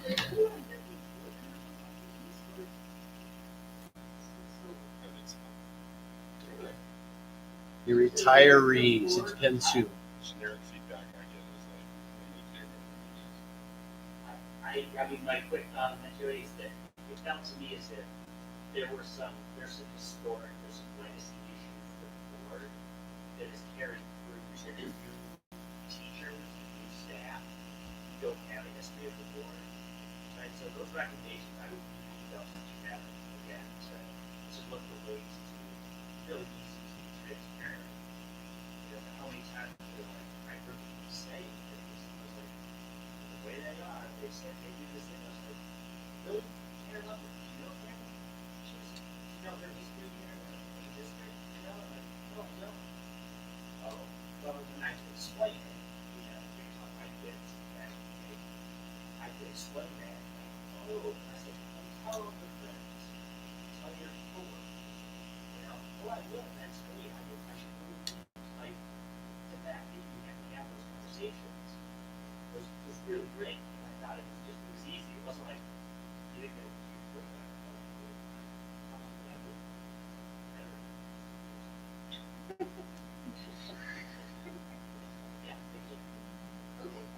Yeah, thank you.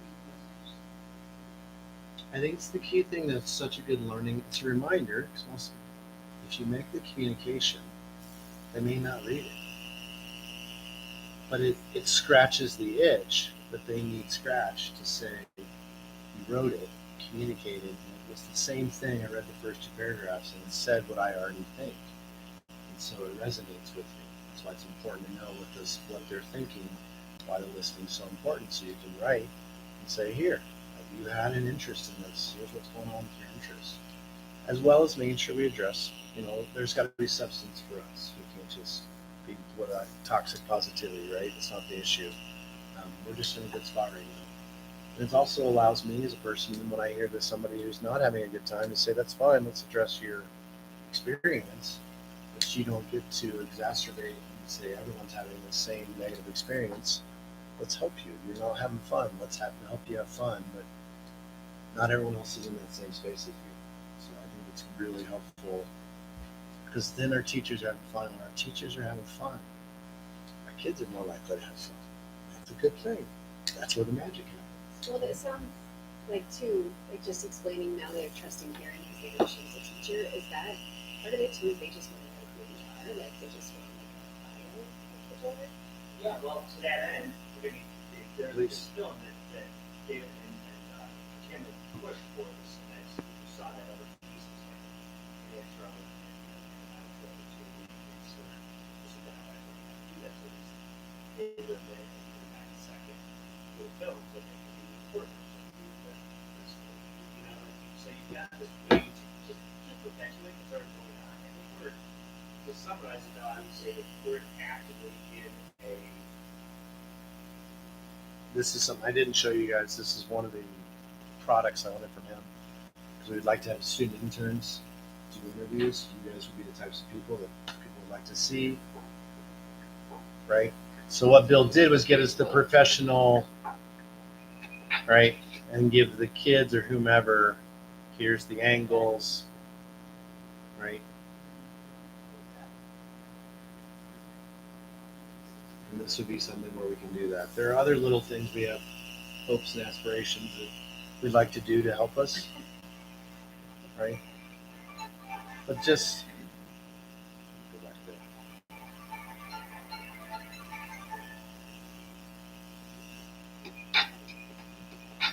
So those would be those testimonies and profiles where we could profile board members and also profile principals and teachers and kids. And because that's one of the reasons we choose to live in Salida is to know one another. And I think that that's what's helpful when we facilitate that. Please. It's helpful. I think we're actively in a big paradigm shift. It feels like we have been for a while. But as a community member and parent and being next to them for years, it's like I'm just like I'm going to buy watches.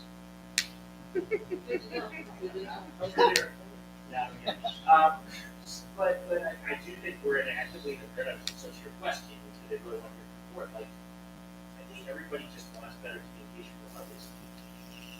You know, so to insulate or isolate is just being smart about it and making decisions that are already covered. And then the last thing I'll say on the way out is that like I think that Dave can speak so highly of the board, and the teachers and I the data where that people speak highly of their principals. The principals work so well and presumably speak highly of central offices. Really good stuff right now. And protect that.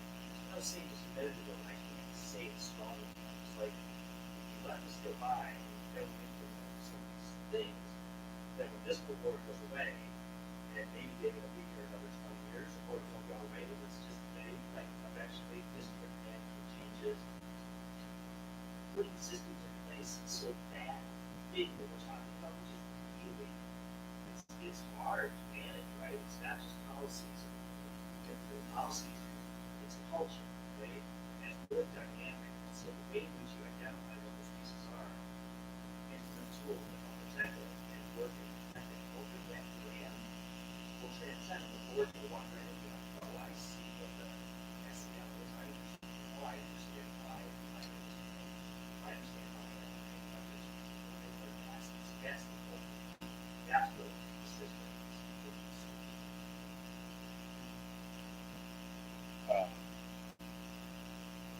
Real old school on here.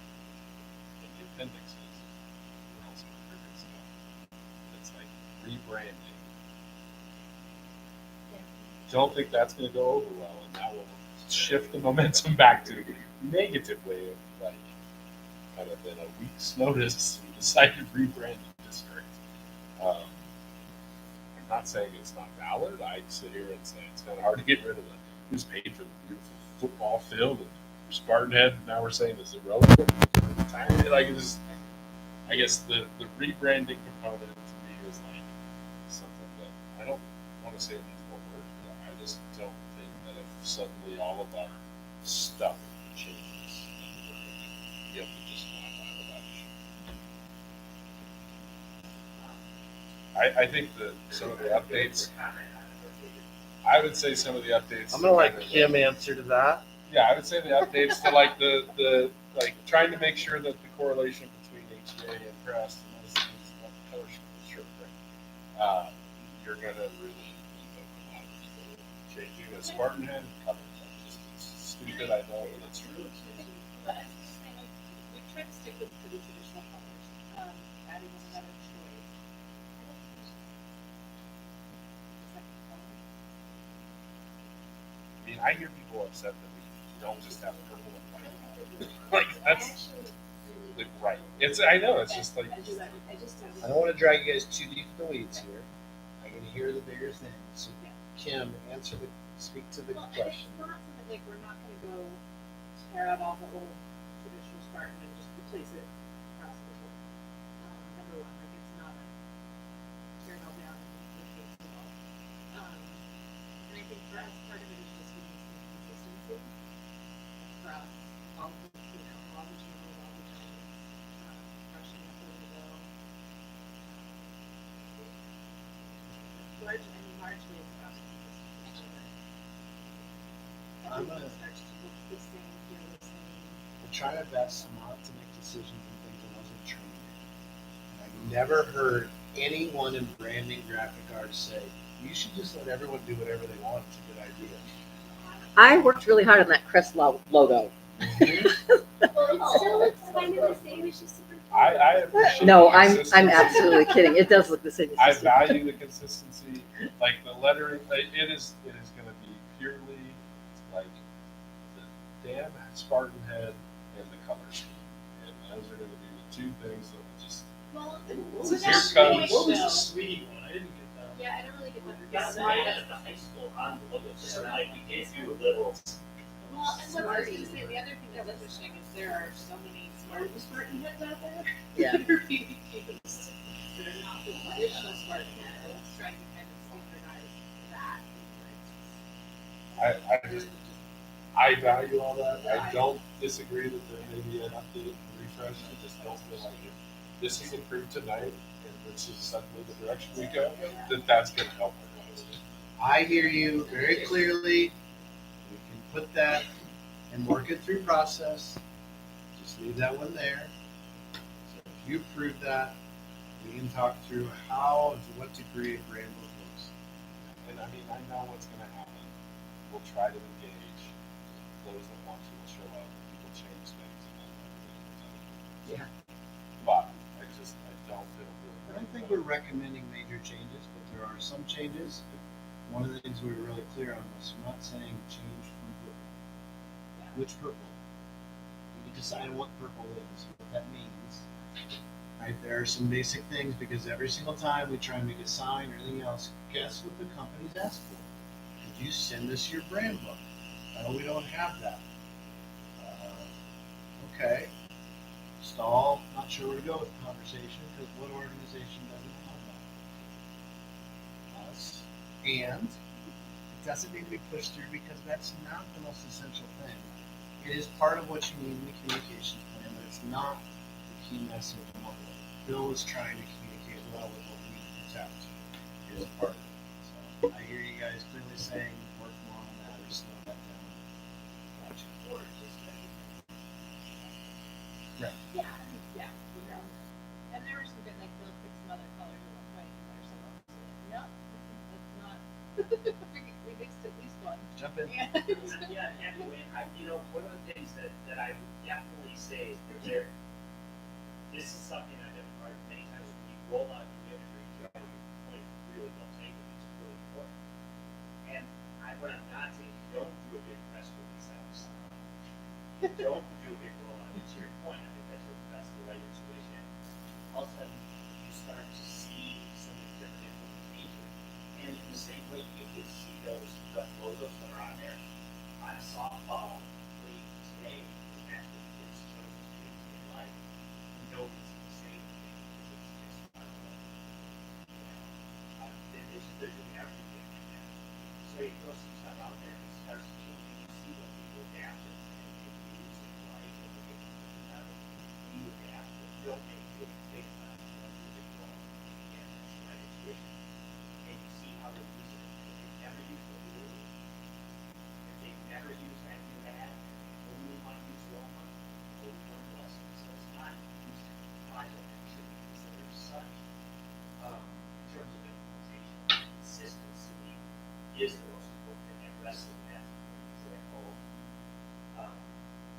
What we did run it at high school one day, and subsequent to this, I showed it to a bunch of people, my kids, and their friends, graduates, and so that's a good thing. I agree with that. I think this community's changed, generations have changed. I would rather show anybody the class of 76 So is this you can use any of this? So many different logos that are here So you can use any of My bad. this? What She said is you're allowed to Like use every single sports team anything on here. has a different This is logo. just Continuity So slowly to me, rolls it's in. like if we just slowly replace all new uniforms and all new documentation with this, if I totally agree with people don't really. That's why I just wanted to show you. You haven't heard a single peep because the S changed. Right. If the kids adapt and use it, love it, and put it in patches, like on the uniform, and it turns out on the shorts and it starts to like it, use it, coaches like it and such, the class of 75, 76 doesn't play. They don't get a vote. I know, that's why you don't keep it.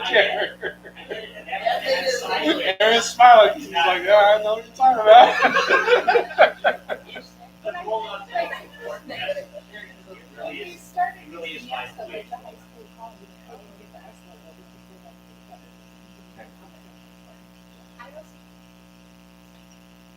All right. So, I heard two things out of a 19-page document, which is based out of I don't know how many pages of data you should have gone through.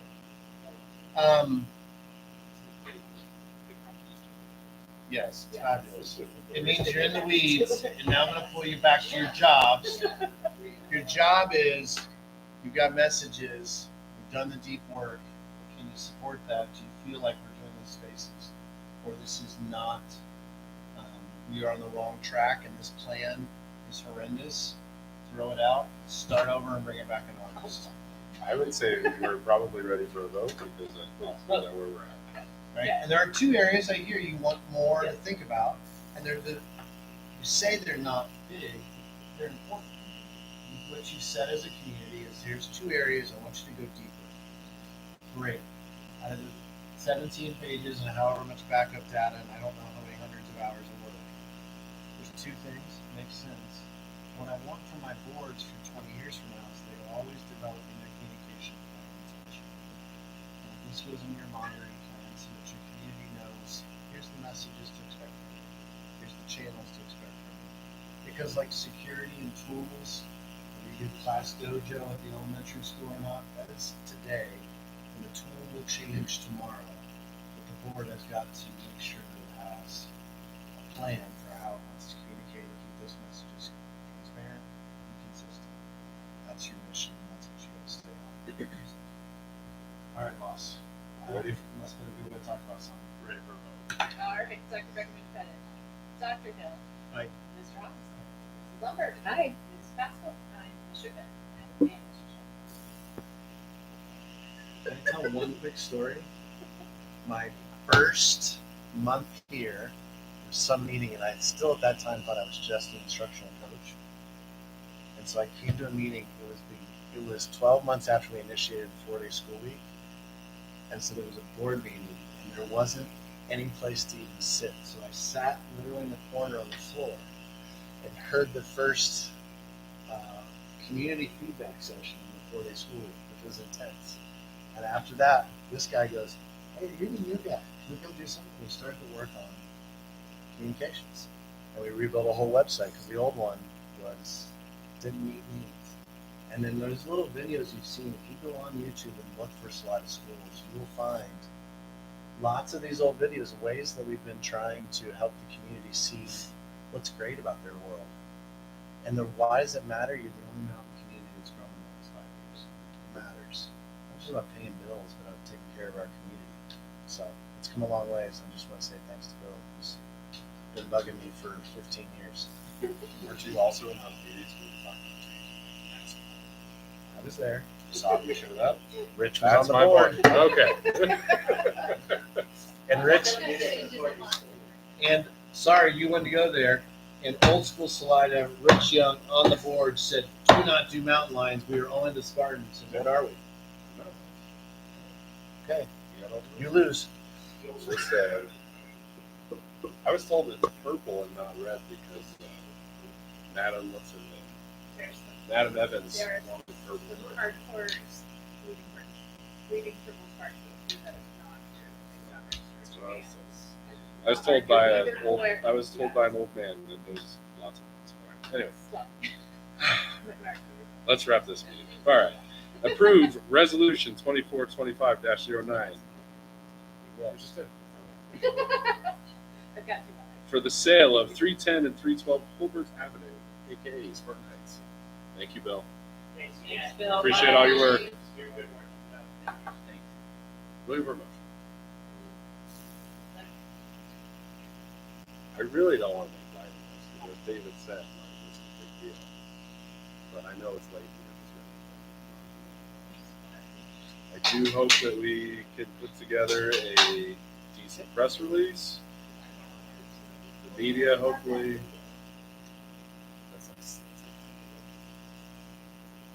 Good one. I thought that was No, that was when we were building. That was the first unit.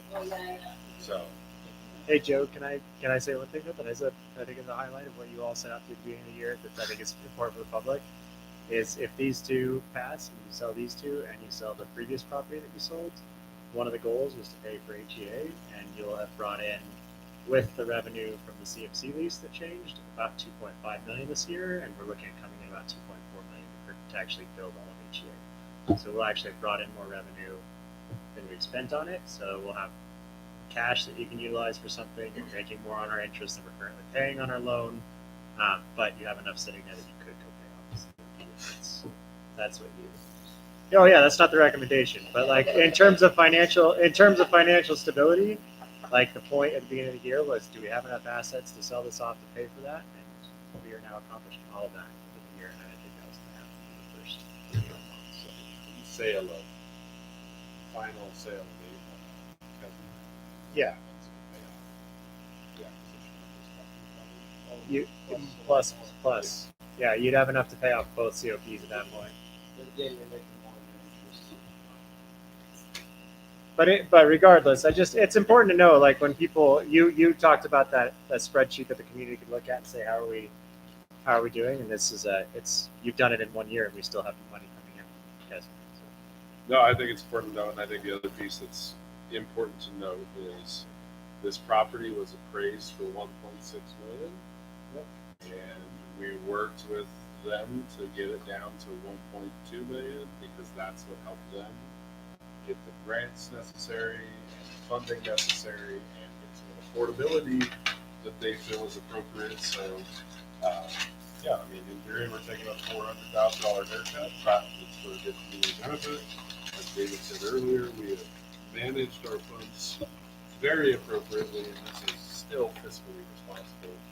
We're helping a community partner that's doing big needs. So I think everybody should be proud of that and just did things with this project. So this was one of the things we debated very heavily on our first cabinet. What are we going to do to get this project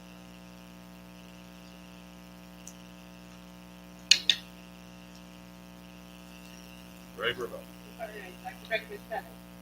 Dr. Hill. Aye. Mr. House. Mrs. Lumber. Aye. Mrs. Maxwell. Aye. Mr. King. Aye. And Mr. Smith. Aye. Pass the cookies back. Then you can pass it to the 20. All right, looking for a motion to approve resolution 2425-10 for sale of 310 East 9th Street, which is the current HEA. Second. David, anything that needs to be said on this one? No, I believe it matches all of your values. Again, puts you in a great spot financially and fiscally, but it ensures that, again, you're meeting your mission of ensuring that the partners are growing, being established, while taking on the tax dollars and doing amazing with it. So, deeply proud. And CMC's intent is to build out technology programming in this department. I don't know that we have the full authority, but their intent at this moment is to build out a full technology program. Of course, it's theirs to talk about, which matches exactly with where we are programmatically. So we can talk preschool through 20th grade. What is our vision as a community of what how we want to engage technology, things like social media. Awesome stuff. One to two. Well, hopefully not. Yeah, 'cause we're Educating. Sorry. You quote when we were doing it. Very close. So one to two.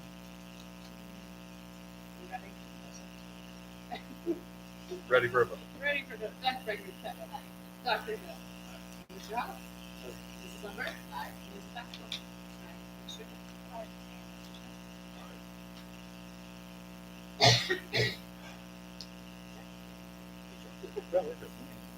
All right, looking for a motion to approve, ratify GCCAF-N sabbatical leave, which was tabled from the May.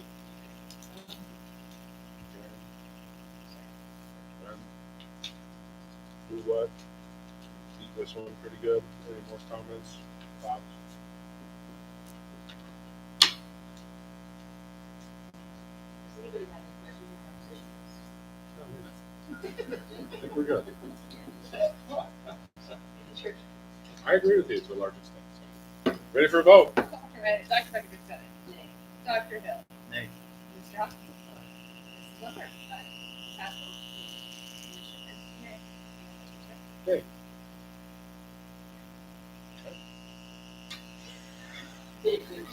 Hill. Maybe then we should have a meal. Clearly, I made a poor decision. Wasn't ready for that. I had a chimichanga from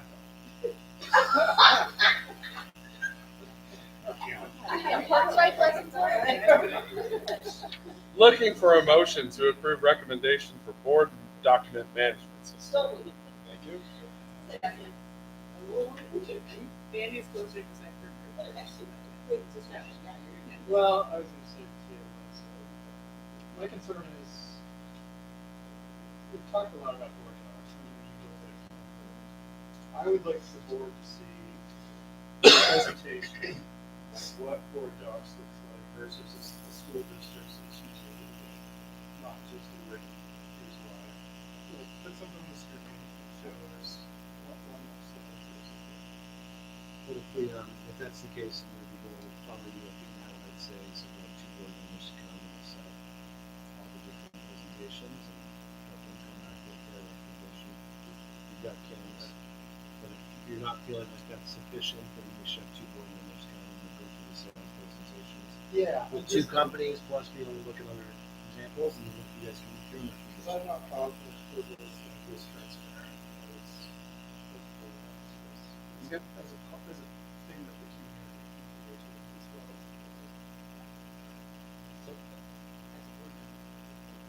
Like, you know, Word docs are really, Word docs, I can't. Yeah, I just struggle with that. Word document, that's pretty. Platform, it has to be platforms. Word docs is not the kind Word books is what they're very, very similar.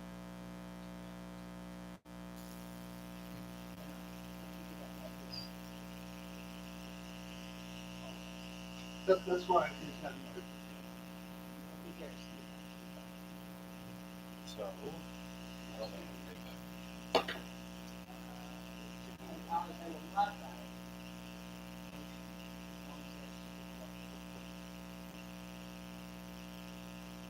Well, I mean, I'll and I guess, so are you saying maybe we should do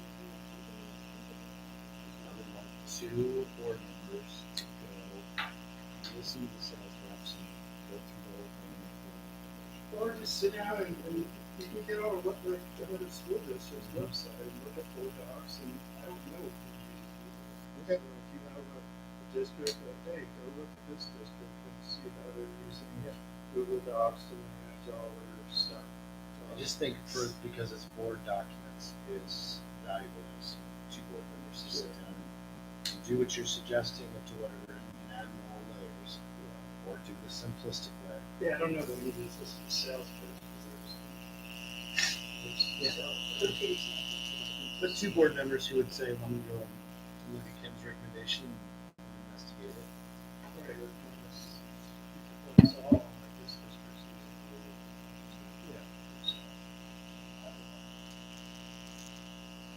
Yeah, I mean, I think that's true. I think if it's working through the history, you can go back to the just go look on their websites and go through it.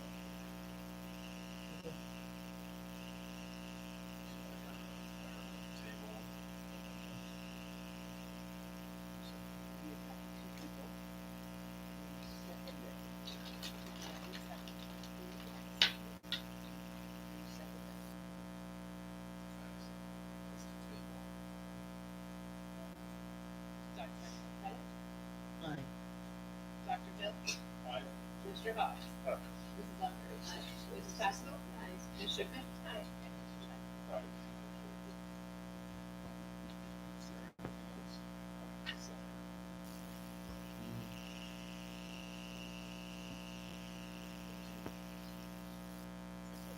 Can I go back for just a second to action item?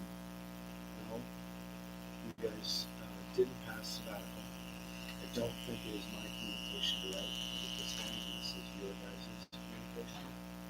All right. I think Joe, if you want to sign it, I think you need to have somebody volunteer to write kind of that majority minority kind of opinion thinking of what you get from justices. I think you need to not just turn the vote but recommend. It's not needed, it's not required. I'm making a suggestion that you write your reason for why and a piece that I can give to staff. That would be important.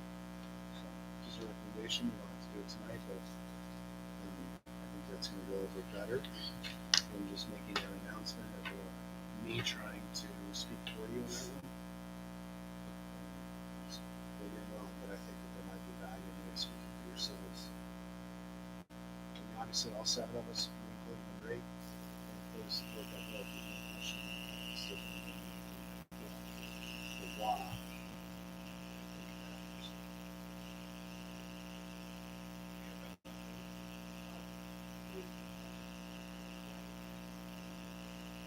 I've been the clearest. Yes. Right, but is it? You can pen it and I could.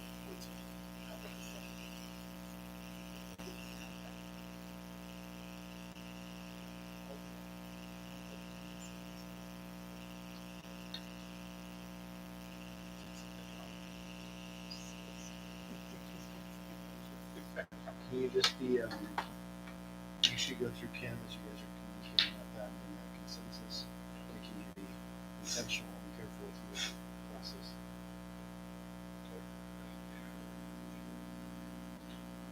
We are officially into board communication committee reports. BOCES.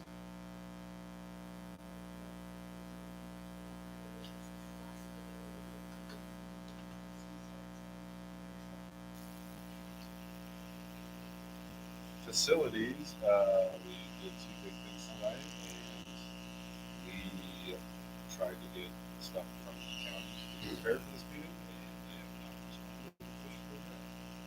So,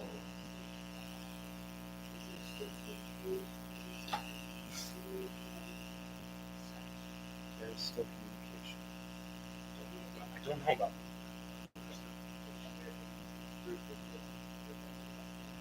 I did, yes, I did specifically ask that we get this resolved before the election.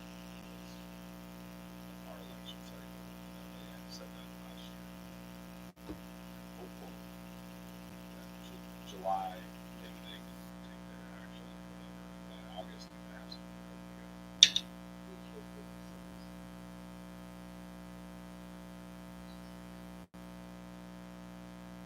Communications, I don't think there's much more to say there. Did we cover? Tim, you have anything for Casby? Family up, question about that. So we get the emails that we should register, but we don't register. You do that for us. Perfect. Thank you. Okay, thank you. Ben? Jack, any other news? Okay, I think the biggest thing is we have obviously no July meeting. August 12th will be the meeting. Who wants to sign up for a good old agenda review?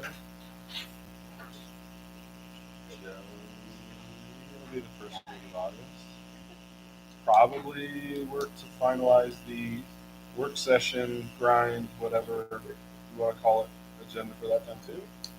But if there are topics that you want to deep dive into that we haven't already discussed, please make sure you send them to David, Kim, and Renee. You had a lot of communication with, I don't exactly remember their name, the immigrant advocate groups who've been here. So I saw all your emails back and forth, but does that need to be future business for us to talk about more, or is most of what they're asking for stuff that can just kind of be wrapped up with policy? Yeah, if there is a change that CASB recommends because a law changes, then they'll change the one policy GIL. All the other stuff that they mentioned that we don't have, we have, and I sent to them this week. Okay, so do you think maybe some of the comments are prior to getting? Yeah, I think maybe some of the communication may have helped them, but they may not. Are you aware of that Senate Bill over 25? I have not heard that Senate bill. It was just passed last week, so It's a federal Senate bill? No, it's a state. Yeah, I was just curious. I looked at it today. Hearing It's from them every it recently passed. It Right, requires so then us- CASB should update the policy we have, and then we'll put in the legal policy that they recommend on JIL, which would be the policy in question. Yeah, I'll continue to trying to engage them, make sure we're meeting them and understanding, because I think it's really important that we're,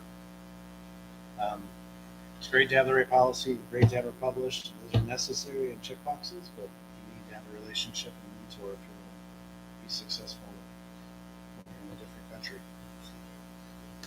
We're hopeful that we can get through the government things and get to mentoring.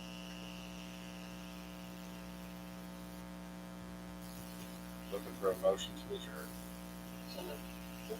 Good job, Karen. 10:02.